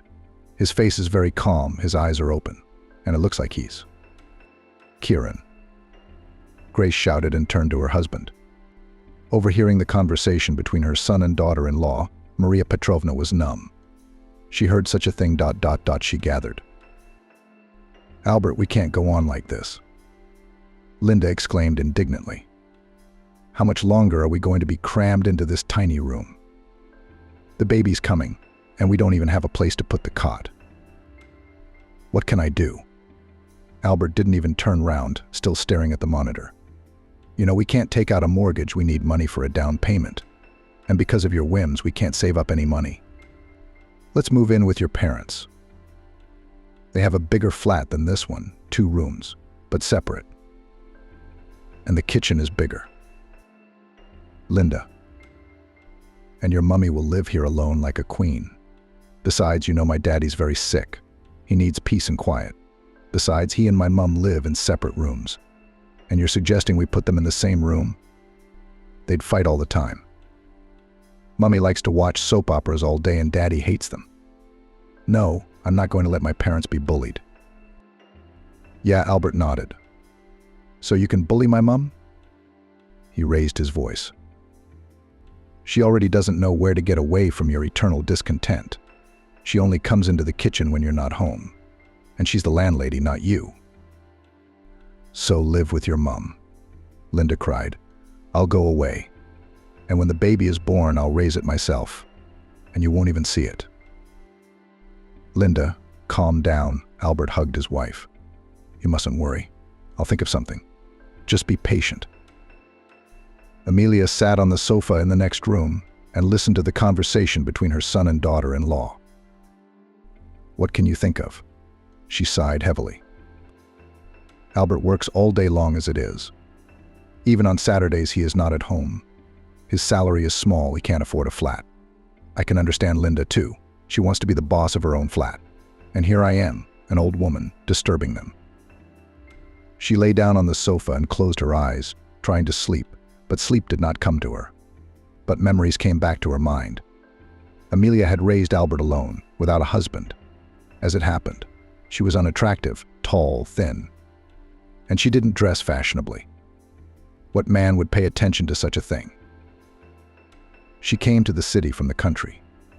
She entered a school for painters and plasterers, lived in a dormitory. And after graduation, she got a job in a construction organization, from which she got a small room in a communal flat. She worked on weekends, went to the village, helped her mother to take care of the vegetable garden. Her mother called her back home, but Amelia refused. I don't want to go back to the village. There's nothing to do here, and it's not interesting, she said. You can't go back to your parents' house. Her mother chastised her. You should have looked for a bloke here. You'd get married, and then you'd have kids. But you live in your town like an old woman. You'll end up like an old maid. You're nearly 30 years old, and you've never even had a man, have you? Amelia resented her mother and promised she wouldn't visit her for a long time after such talk. But on Saturday, she took the bus back to her home village. She had no friends in the city, and those with whom she was friends were married, had children, and were busy with their own worries. The only thing left was to spend all her weekends in the village. And on Monday morning, the first bus back to the city. It was on this bus that she met Nicholas, who was returning from the wedding of an army friend. He helped her carry the heavy bag of potatoes and pickles her mother had packed to the house where she lived, and suggested that they meet the next day. Amelia was hesitant at first, but then agreed. She liked Nicholas for his courtesy and his easy, cheerful disposition. At work all day, she thought about what she would wear on her first date, and decided to wear a dark blue skirt and a white jumper. She didn't have anything else in her wardrobe. You look like you're dressed for a party meeting, Nicholas joked when he saw Amelia. All right, no offense. It was a joke. Well, why don't we not go to the cinema, but take a walk in the park? Amelia suggested. She was afraid to stay with Nicholas in the dark, even in the cinema, which was full of people. Well, in the park. So in the park, he took her by the hand. Can I buy you an ice cream? He asked. When he saw that the girl shook her head negatively, he shrugged again. They walked leisurely along the park alley and talked. Or rather, Nicholas spoke alone, and Amelia listened to him attentively and laughed at his jokes. Once a young lieutenant was sent to our unit, Nicholas said with a laugh. As soon as I saw him, I was stunned. It turned out to be Austin. He and I lived in the same house, even went to the same school. Only he was a few years younger. I was in my second year of service, soon to be discharged. So Nicholas lit a cigarette. I met a girl at that time, even you could say. We had an affair. All my leave was spent with her. And it was a young business. I wanted to see her more often. But you can't go, oh, Walla Patrol will stop you at once. Yes, they can put you in the brig, and then you won't be able to see her at all. So that's what I came up with. I started asking Austin for his lieutenant's uniform. Officers' uniforms didn't stop patrols in the city, so they could move around freely. Took me a long time to convince him that countrymen should help each other out, that sort of thing. And I did, because when Austin was on holiday, I'd put on his uniform and go out on the town. I did it once, I did it again. And the third time I came back to the unit, I ran into my own Oliver. How surprised he was to see me wearing my lieutenant's epaulettes. I never went on leave again for the rest of my tour. What did they do to Austin? Did they punish him too? Amelia asked anxiously. No, Nicholas waved his hand. I didn't give him away. He said he'd borrowed the uniform, and from whom I do not know. From Nicholas's story, Amelia learned that he lived in a hostel and worked at the factory as a milling machine operator. He has never been married and has no plans to marry. It's too early for me to have a family, he said, and lit another cigarette. I look at my friends who have already got married. So it's a deadly bore. And if you get a bad wife, it's a disaster. My mate Ashley, he's rushing home after work. I say to him, Ashley, let's have a beer, take the edge off, and he tells me that if his wife smells alcohol, she'll make a scene, and from his body for a week. And what about the children? Amelia wondered. Don't you want to be a father already? Children? Nicholas grinned. I never wanted to have them. It's a lot of trouble. First you have to get up at night, then take them to daycare, then do homework with them, and how much money is spent on them. And in the end, you don't know what your son or daughter will grow up to be. Our foreman Michael's son went downhill. Got mixed up with a bad crowd. Almost ended up in juvie. What's he got to look forward to? Father's a respectable man, mother's a librarian, and the kid grows up to be a thug. Maybe he lacked parental attention. Amelia suggested. The son has shoes, clothes. What kind of attention is needed? Nicholas objected. Nobody took care of me when I was a kid either. My father died early. My mother worked 2 jobs to feed me and my sister. And nothing. I grew up a decent man. I work, and I send money to my mother. Amelia didn't answer, though she disagreed with Nicholas about family and children. Perhaps he doesn't realize yet that children are a great happiness, she thought. How can one not love them? They walked round the park some more, and Nicholas walked Amelia home. He didn't ask her out again, and Amelia decided that she didn't like Nicholas, and he didn't want to continue hanging out with her anymore. She was surprised to see Nicholas sitting on a bench outside her driveway a few days later on her way home from work. Oh, Amelia was embarrassed, adjusting the dress she'd been wearing that day. I didn't even expect to see you again. Maybe we should go for a walk, Nicholas suggested, getting up from the bench. The weather's so nice.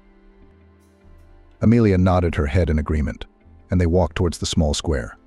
She was very embarrassed by her appearance, but Nicholas didn't seem to mind. He was joking again, talking ironically about his friends, and not asking Amelia about anything. Yes, she had nothing to tell about herself. She lived in the village, studied, now she works. That's all. Would anyone be interested in that? At the entrance, Nicholas suggested that Amelia meet at the weekend and still go to the cinema for an interesting film that had recently been released. Once again, Amelia agreed. She was very pleased that a guy like Nicholas was paying attention to her. So they started dating. And 2 months later, Nicholas stayed in her room for a sleepover. Amelia did not want to invite him to the flat, but he was persistent, saying that he would only have a cup of tea and go to his dormitory.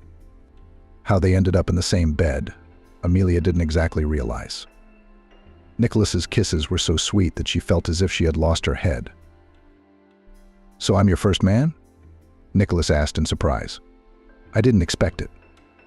Why didn't you tell me right away? I would have been more gentle with you. Amelia didn't say anything. She was ashamed. She sat on the bed with her legs tucked under her and the blanket covering her. Why are you so scared, you silly girl? Nicholas tried to touch Amelia, but she recoiled. You should have had your baby a long time ago. And you've been walking around?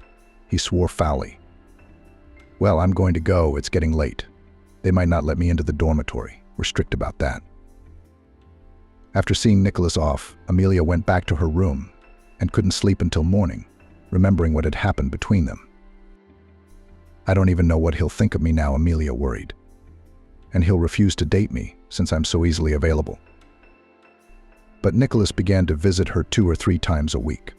Sometimes they went to the cinema, but more often Amelia fed him dinner, and then they went to bed, and Nicholas stayed with her all night. I wish I could marry him. Amelia looked fondly at the sleeping Nicholas. Why, he's a hard-working bloke, and the fact that he drinks a lot of beer is no big deal. That's why he's a man. And who doesn't drink nowadays? Amelia closed her eyes and imagined herself in a white wedding dress and long veil. As she and Nicholas walked out of the registry office, he picks her up in his arms and twirls her round and round, and Amelia laughed happily.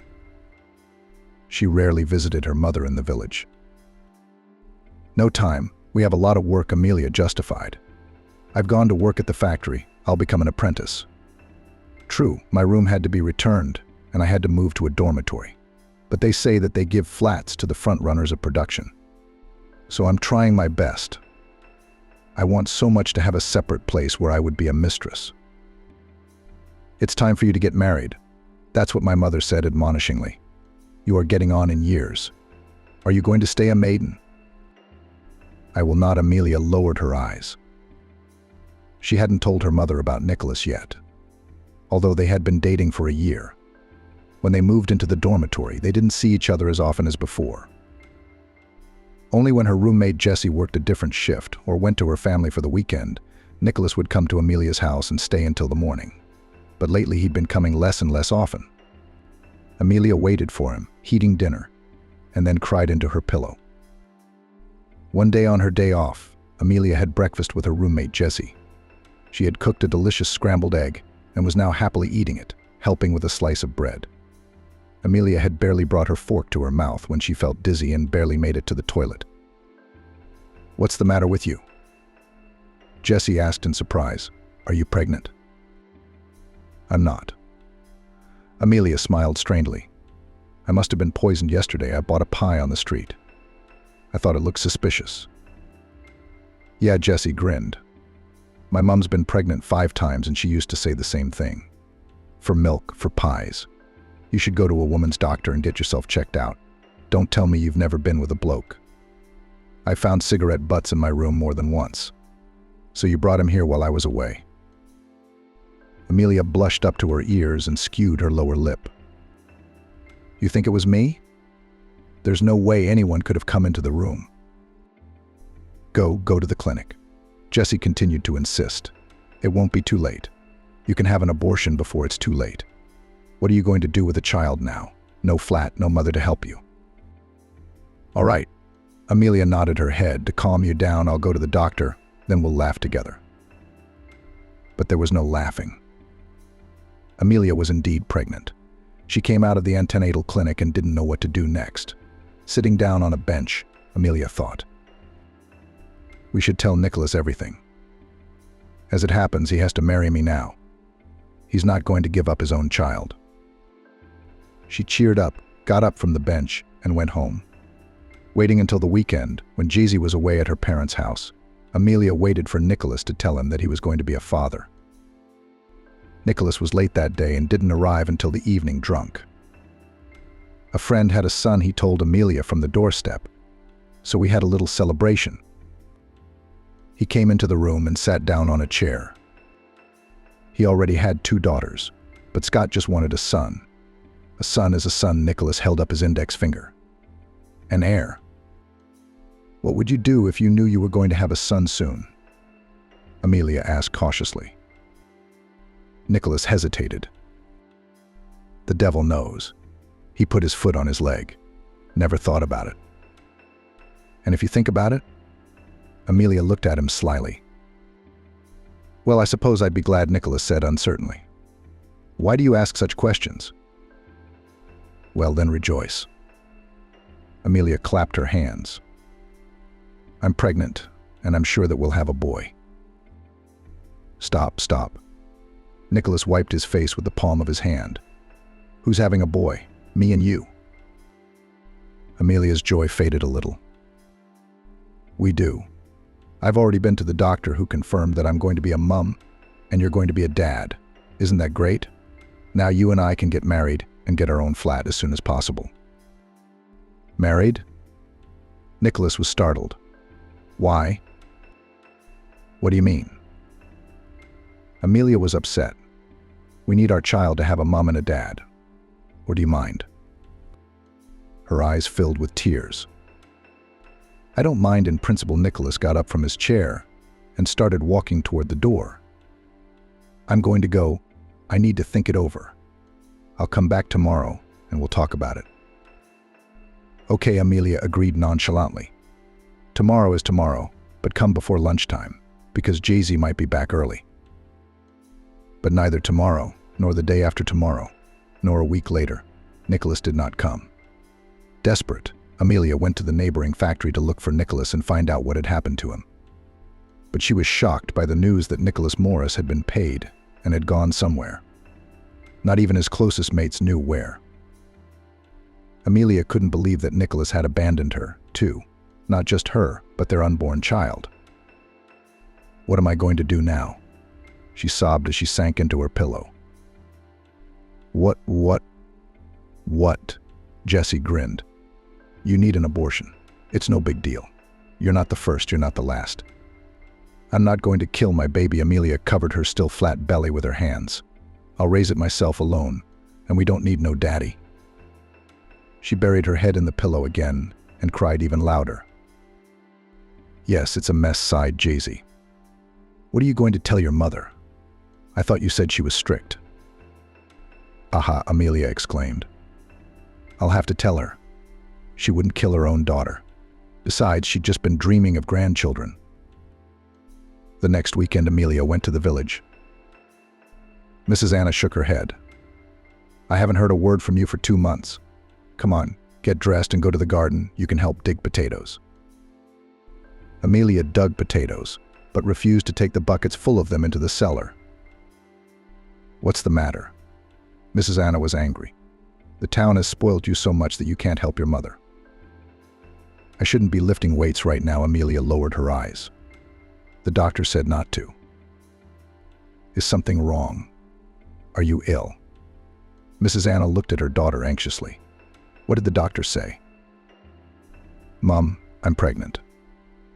Amelia, after a moment's silence, blurted out at the top of her lungs and backed away, afraid her mother would hit her with a spade. "Yes," said Mrs. Anna. "It's a long way off. If there's a hole, there'll be a hole. Who's the father? Do you know him well?" Amelia dodged the question. "Well, we met."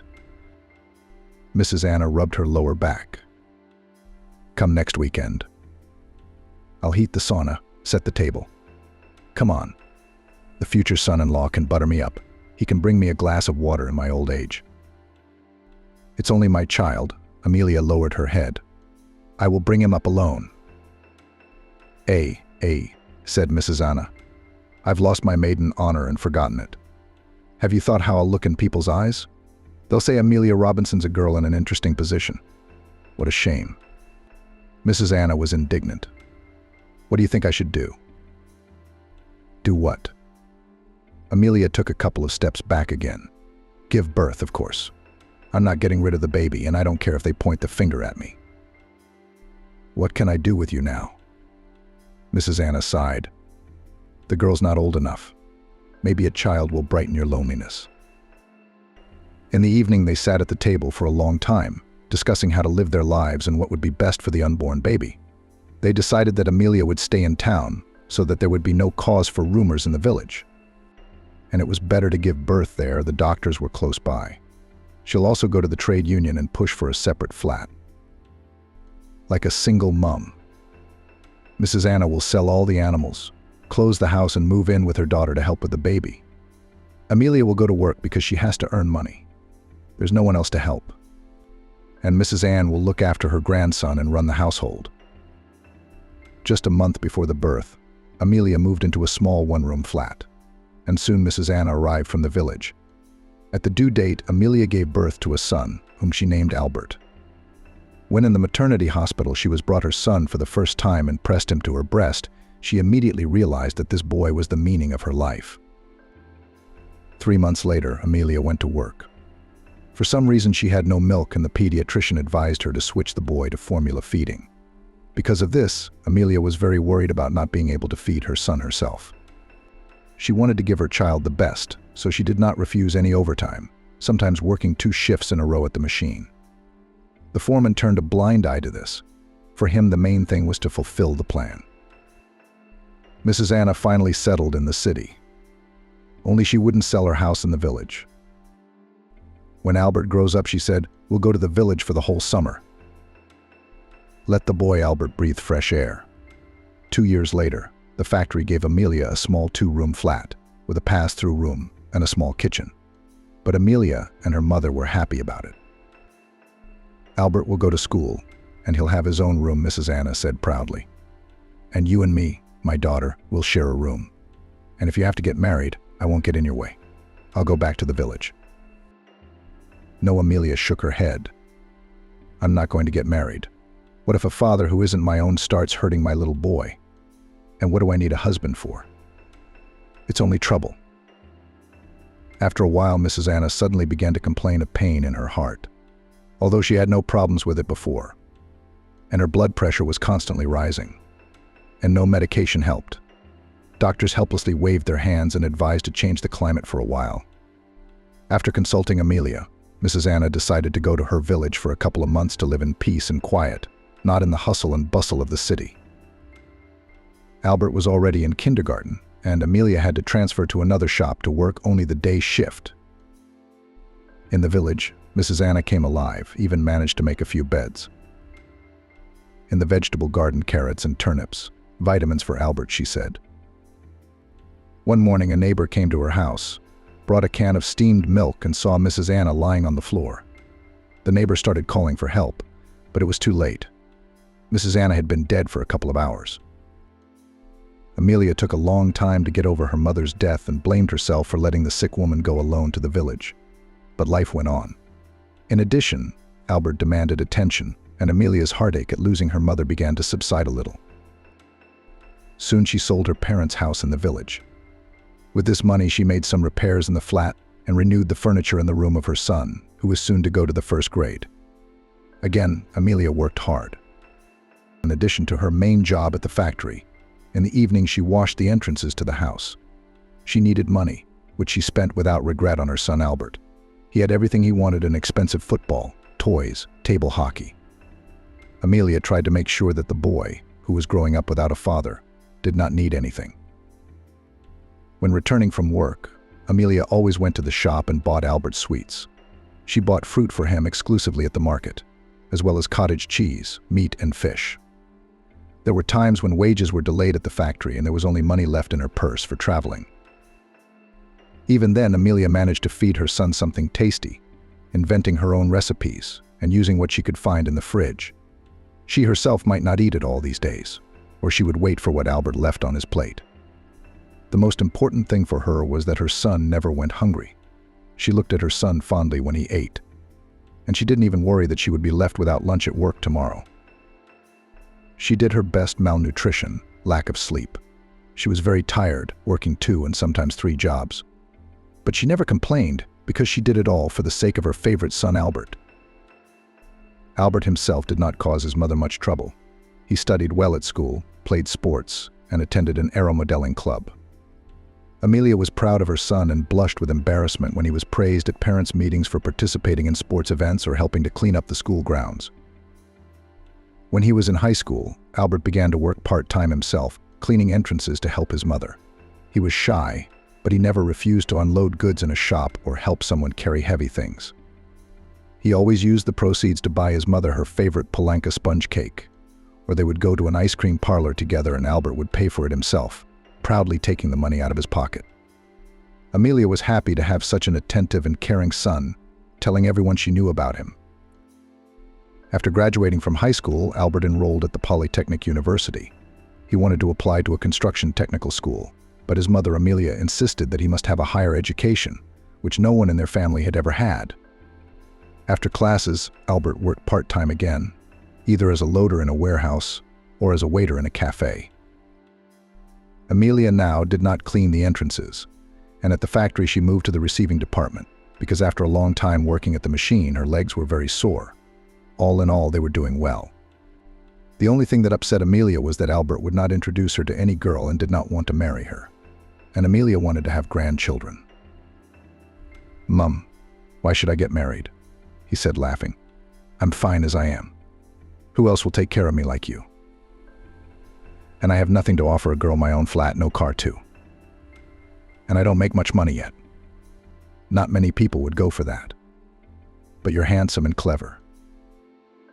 Amelia looked at her son with love. The rest is a matter of time. What do you need a flat for?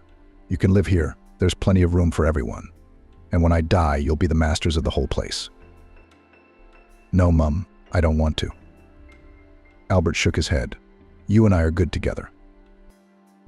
After the institute, Albert got a job. From time to time, he met one girl or the other, but he did not start any serious relationships. Everything changed when he met Linda, a tall, blue-eyed beauty with long blonde hair. They met at a birthday party at a mutual friend's house and left together. Albert walked the girl to her house, agreeing that they would see each other again in a few days. Linda was 4 years younger than Albert, had also graduated from university and worked as a marketer in a trading company. She talked interestingly about the countries she had traveled to and her work. Linda was so light and cheerful that she literally turned Albert's head. They had already been dating for 6 months, when Albert decided to introduce Linda to his mother. Mum, I finally met the girl of my dreams and I want you to meet her, he announced one evening. Oh son, I'm so glad. Amelia splashed her hands. We must set the table. I'll bake pies with cabbage and potatoes as you like. What is your girlfriend like? Linda doesn't eat anything sweet or flowery, Albert grinned. She's on a diet to keep her figure. So don't cook anything. We'll just have tea. I'll buy a low-fat cake myself. It's not very human, Amelia shrugged. A new person comes into the house, and we can't even give them a proper meal. Don't worry, Mum. Albert put his arm round Amelia's shoulders. The main thing for me is that you like each other. I'll like any girl you like, son. Amelia stroked her son's head. The main thing is that she loves you. And you love her too. I want you to be happy. But no matter what Amelia said, she didn't like Linda. She's a tricky one, she said to herself as Albert left to walk Linda home. She smiles sweetly, but her eyes are evil. Oh, this new fashion. A slice of cake and a cup of tea, that's all the treat. But it was evident that Albert loved her, and that was important. I'll get used to her somehow, Amelia decided. My grandmother used to say a hen pecking at a grain. She keeps the whole yard in her memory. Mum, what do you think of Linda? Albert asked excitedly when he got home. Isn't she beautiful? She's beautiful, Amelia agreed, nodding her head. But she's very thin. What keeps her soul alive? Do you love her? Very much. Albert averted his eyes in embarrassment. And I want her to be my wife. Now it's time for you to marry, Amelia smiled. Well, son, so be it. They decided to have the wedding in 3 months, so that they would have time to prepare for it. Albert told Linda at once that they would live with his mum. You see, Linda, he said, we have no extra money for rented accommodation. We'll have to spend a lot of money on the wedding. And I've already bought the honeymoon vouchers. In the meantime, we'll live with my mum in a separate room, save money for the down payment, and take a mortgage on the flat. My mum's very nice. I think you'll get along with her. Of course, my love, Linda replied gently. You're absolutely right. Why pay money to strangers when you have somewhere to live? We'll be patient for a while, but then we'll move into a bigger and more spacious flat. Linda answered in a way that made Albert like her even more. She had not thought about a future life with her mother-in-law. She knew the saying, patience and hard work will get you through it. The wedding was celebrated in a restaurant. The bride's parents insisted on it.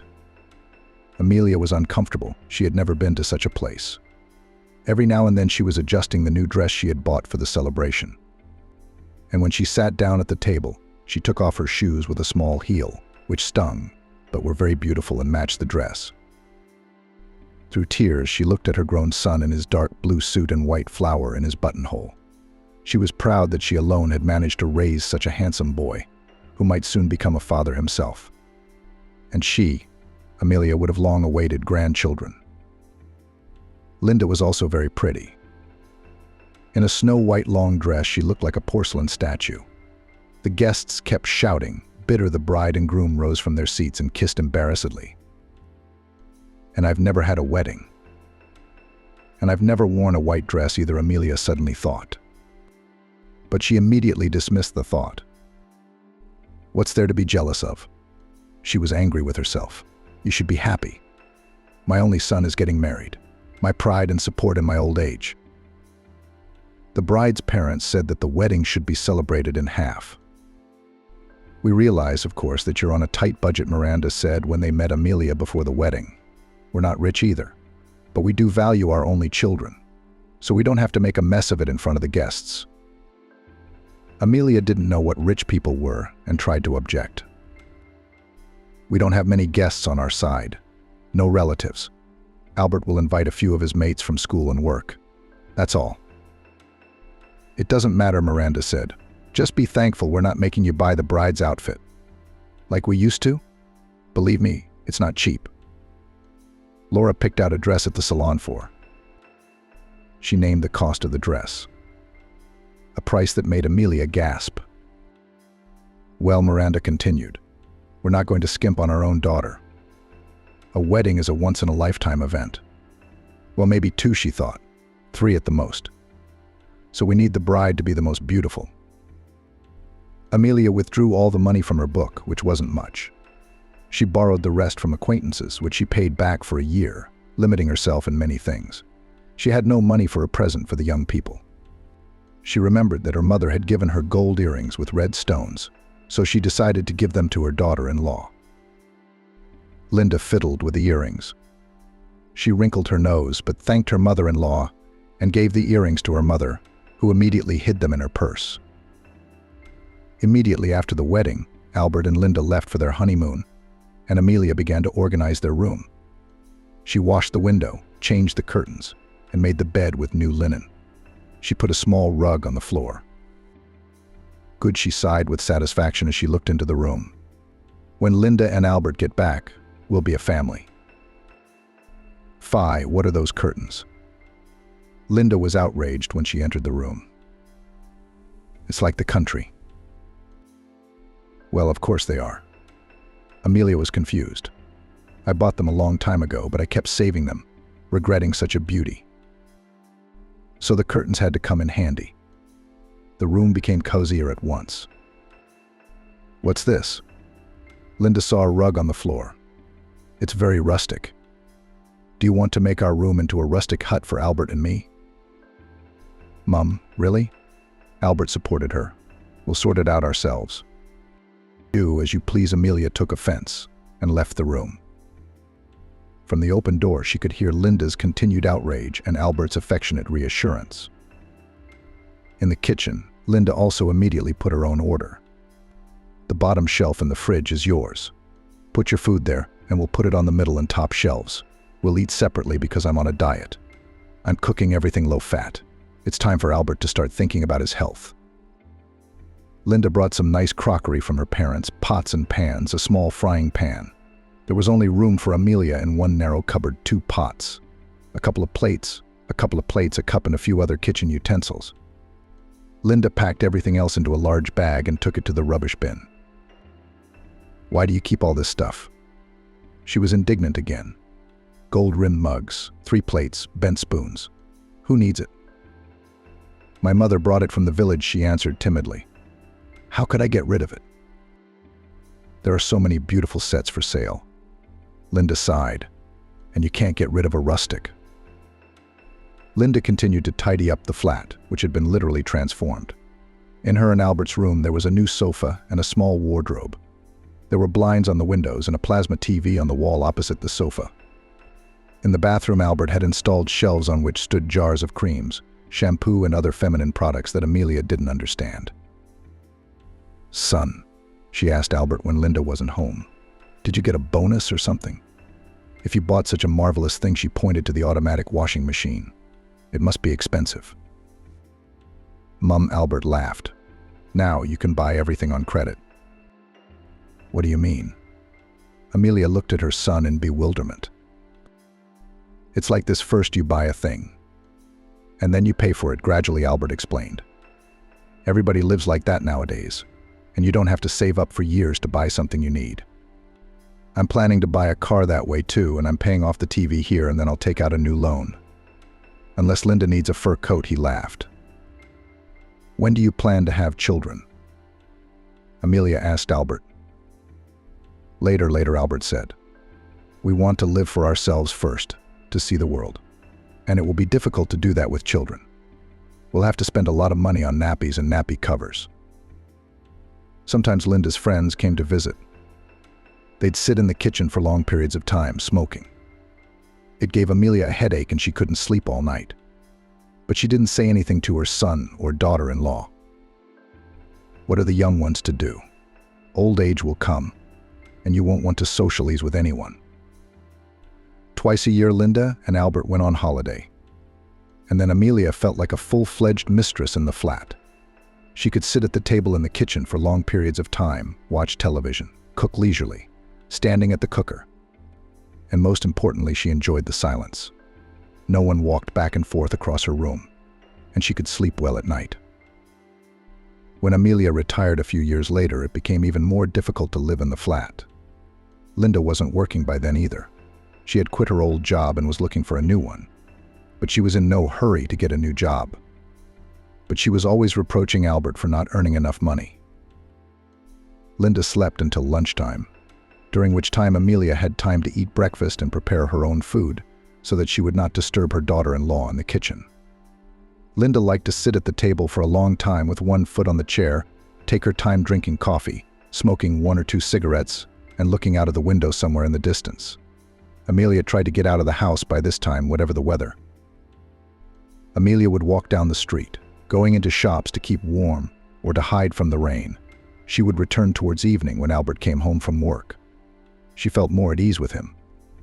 Late at night, when they went to their room and switched on the television, Amelia couldn't sleep well, waking up to any noise, Albert going to the toilet, Linda needing to get a glass of water from the kitchen.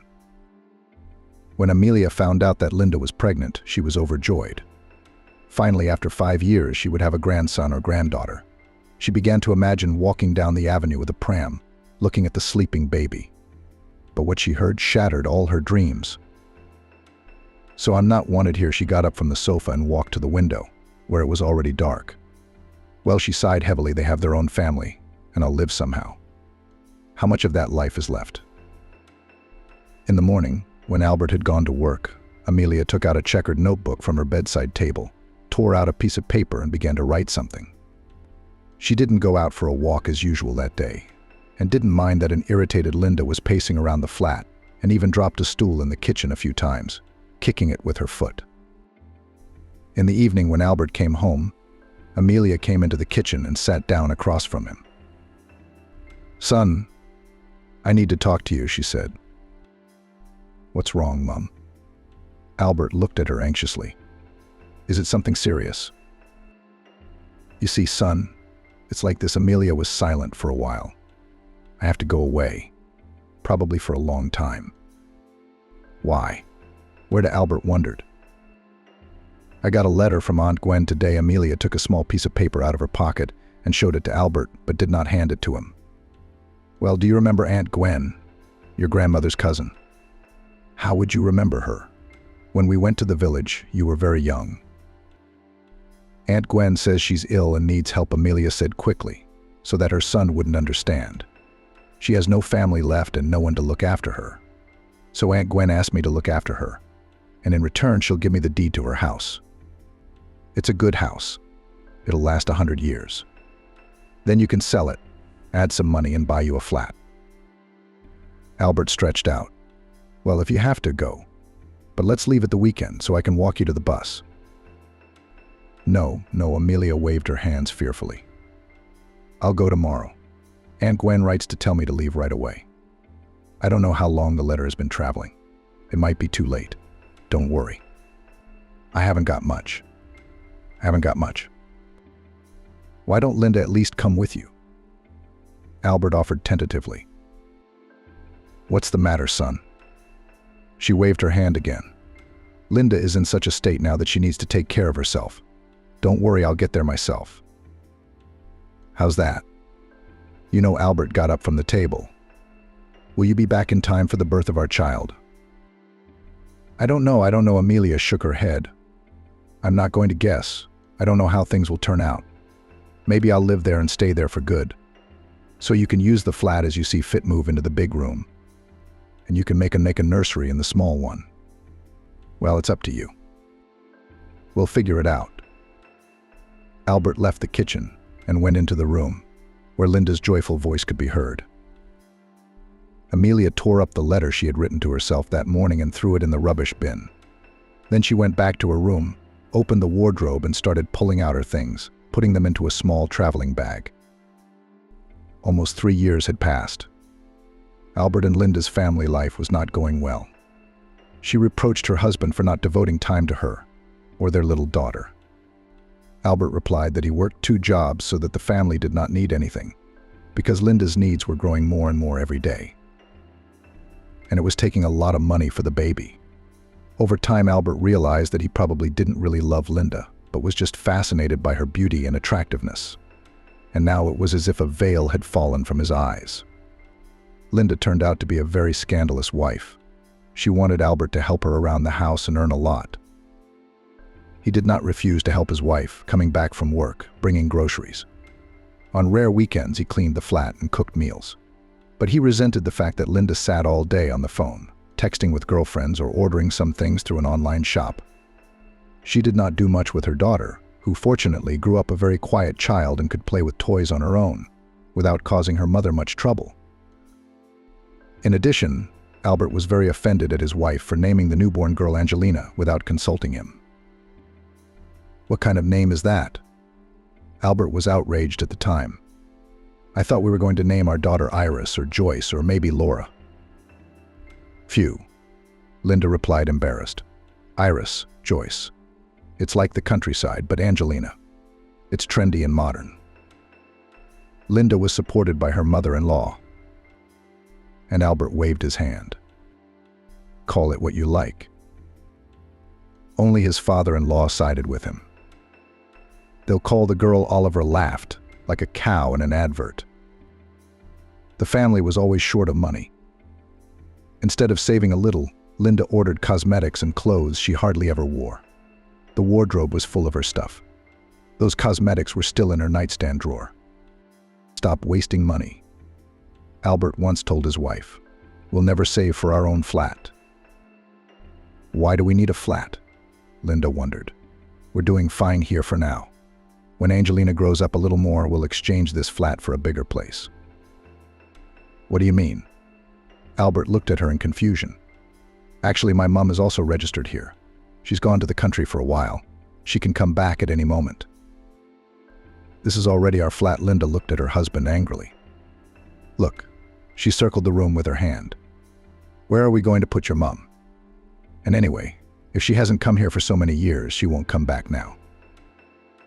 Albert thought about it. He hadn't heard from his mom in 3 years. He had never even visited her in the village. He decided that he would have to go there next weekend to see how she was doing. Maybe she needs some help. But soon Albert forgot about his promise. He got busy at work and had another fight with Linda. Or rather, they fought every night now. He hardly got home, and his mother-in-law was adding fuel to the fire. Other husbands to their wives and buy fur coats. And take to resorts, she said with a complaint son-in-law. And you in life, even a gold ring, cannot give a gift, which she has long dreamed of. So let her find a husband who will provide her with everything. Albert snapped back. Since I'm so bad. And she will nod at the mother-in-law. A beautiful girl like my daughter will never be left alone. She deserves the best. So let her go to the best. Albert couldn't stand it one day when his mother-in-law again reproached him for not earning enough money. I won't cry. Might as well pack my things now and get out of here. That's right. The mother-in-law proudly raised her head and turned to her daughter. Linda, get ready. We're not staying in this flat with this worthless man for another minute. Linda defiantly started to take things out of the wardrobe and put them into a large bag. Albert watched silently. We'll take the baby with us. Too, the mother-in-law began to stuff toys into the bag. My dear Angelina, your father is worthless. if he can't provide not only for his wife but also for his child? Take it, Albert shrugged indifferently. Nobody will forbid me to see my daughter anyway. We'll see about that. The mother-in-law grabbed her granddaughter by the hand and pulled her into the hallway. Linda followed them, dragging her bag. Don't forget to leave the keys to the flat, Albert reminded her. Choke on it. Linda took the keys out of her purse and threw them at her husband. You'll be sorry, but it'll be too late. Yeah, Albert nodded and slammed the door behind them. Linda cried in the taxi. Mum, maybe I shouldn't have left Albert. No way, said her mother firmly. Let him suffer. You'll see he'll come to you on his knees and beg for forgiveness. But don't be a fool and forgive him at once. Let him buy you a ring and a mink fur coat, which you have long dreamed of. That's true, Linda wiped her tears. Let him suffer, and I'll think about whether to forgive him or not. Sweet Angelina sat between her grandmother and mother and didn't understand what was happening. She was very sad that they had left her daddy, whom she loved very much. Albert did not show up at her mother-in-law's and father-in-law's flat the next day or a week later. There was also no call from him on his wife's phone. Should I call him myself? Linda asked her mom anxiously. Don't you dare. Miranda looked at her daughter angrily. He'll think you're humiliating yourself in front of him, and he'll stop appreciating you. Let's wait a little longer. Albert, meanwhile, felt almost happy. He missed his daughter, but at the same time he enjoyed his bachelor life. He was happy to come home after work, where no one reproached him or made scandals. Albert also realized that he missed his mother, her gentle voice, her care, her hard and yet soft hands. He lay awake all night remembering how he and his mother had gone to a cafe to eat ice cream, and how they had ridden on a merry-go-round in the park, and his mother had clutched her son's hand tightly out of fear.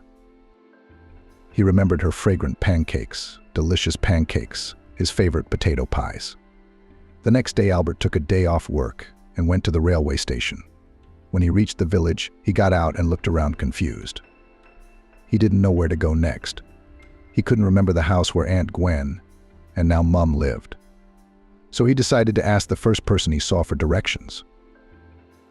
Excuse me, please, he said to the postman, who was just delivering his pension. I need to find a house.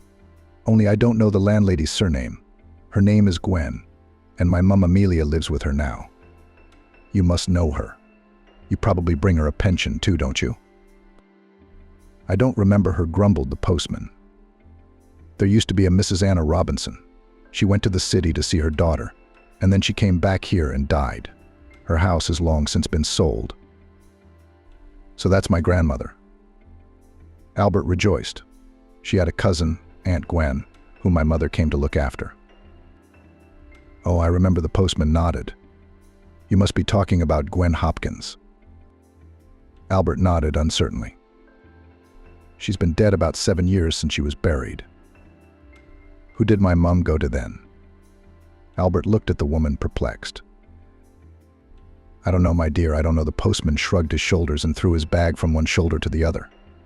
I've never seen her. Gwen's house is over there, she pointed to the end of the street, behind the green fence. You'll recognize it. Albert followed the direction and soon found himself standing next to a ramshackle house with a hole in the roof and a rotten porch. Mum, he covered his face with his hands. Where am I going to find you now? He remembered that when his mother had read him the letter, supposedly from Aunt Gwen, her hands had trembled and she had tried not to look at her son, hiding the tears in her eyes. And she had taken very few things with her, and Linda had thrown the rest in the rubbish bin. How could I not have realized that? Mum just didn't want to disturb us. Albert slapped his hand on his forehead. She'd spent her whole life trying to make me feel good, and I, the fool, hadn't appreciated it. Back in town, Albert thought about how he could find his mother. The first thing he did was to go to the police and file a missing persons report. They advised him to go to a home for the elderly. Could Amelia be there? So Albert, without delay, went straight to the address. The home for the elderly, called Hope, was not far from the city. Can you tell me, he said to the pretty woman in uniform who was sitting at the desk, going through some papers, is Amelia Robinson in your care? Robinson, the woman said thoughtfully. Let me see. She began flipping through the lists of residents and shook her head in the negative. No, we don't have her listed. Who does she look like to you? That's my mum. Albert lowered his head. She lied to me when she said she had gone to the village to look after her aunt. I went to the village yesterday. Mum didn't even show up there. Now I don't know where to find her. I had hoped she lived here. He sighed heavily. Alas, my hopes were not fulfilled. So I'll keep looking until I find her. Why did she deceive you? The woman looked at Albert with interest. What did you do? I turned out to be a soulless son. He inclined his head even lower. And now I want to make up for that mistake. Oh, if you knew how many old people live in our house who have been abandoned by their children, the woman sighed. Everyone has a story to tell. Take Mrs. Anna Smith, who was brought to us after being picked up off the street. She'd been wandering round the town for days, sleeping at the railway station. The old woman said she'd lost her memory. She just called herself Anna, but she could not remember her surname or address where she lived, no matter how they questioned her. She didn't have any ID on her. We'd already given her the name Smith, as well as another name. When she was registered with us, we couldn't even find her relatives, the woman continued. We don't know her real name or date of birth. She doesn't even receive a pension. We collected clothes for her, as they say, with the whole world, because she came to us with one small purse, which contained almost nothing, not even documents. When she had a bad cold, she repeated only the name Albert in her delirium. We thought it was her son, who must have kicked his mother out of the house when she lost her memory. Albert suddenly remembered that he had found his mum's passport when he was sorting out his papers. So she didn't take it or forgot to put it in her bag. And the name Anna made me suspicious. That was my grandmother's name. Is this old woman alive? He asked cautiously. Can I see her? Well, the woman rose from her seat. Come on, I'll show her to you. Albert recognized the old woman sitting on the bed as his mother, who had aged and lost even more weight. Mum, he called softly. Amelia flinched and turned round. Albert, my son, she exclaimed, unable to believe her eyes. Mummy, I'm sorry. Albert fell on his knees in front of her and cried.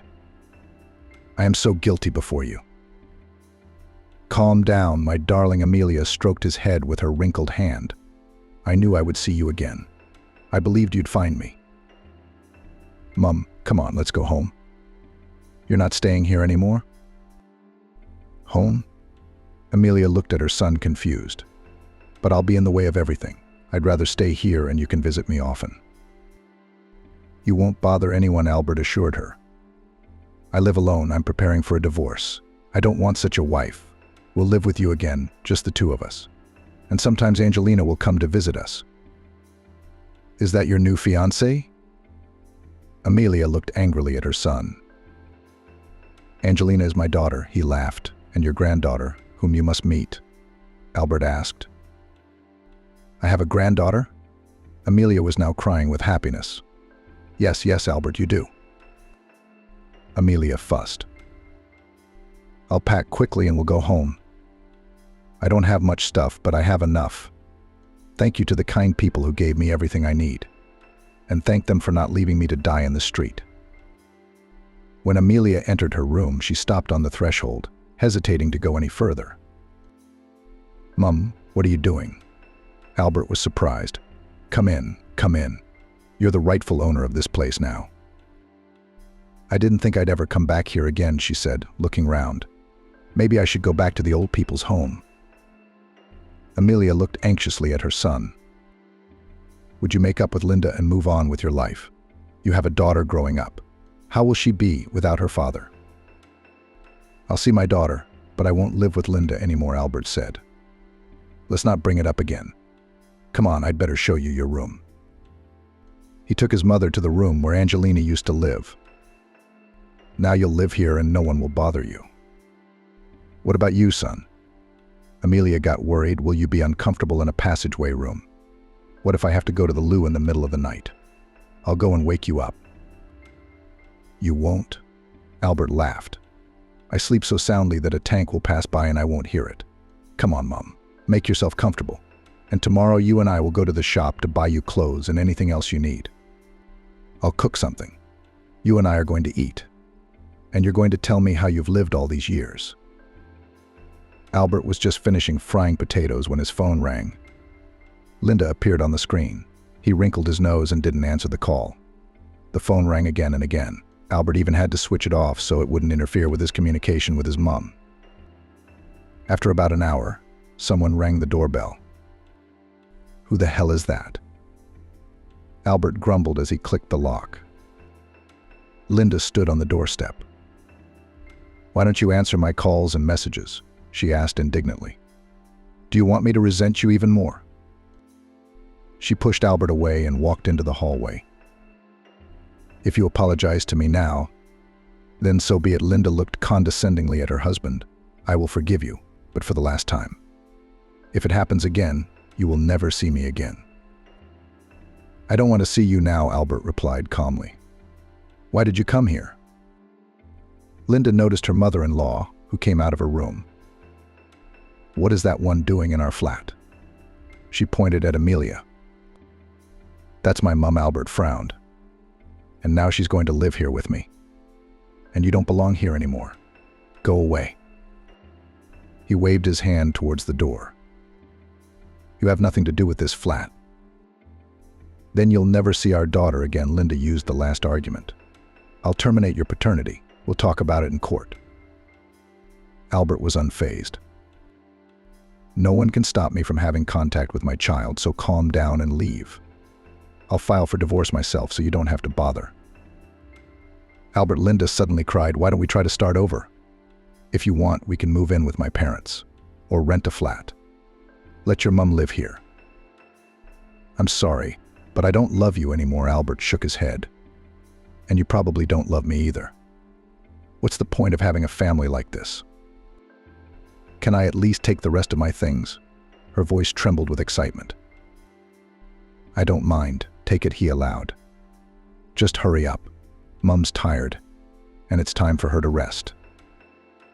Without saying hello to her mother-in-law, Linda quickly packed everything she needed into bags and went out the door. Son, maybe you shouldn't do that to Linda? Amelia asked cautiously. I don't know what's wrong, said Amelia. There's no such thing as a husband and wife. They had a fight. They make up.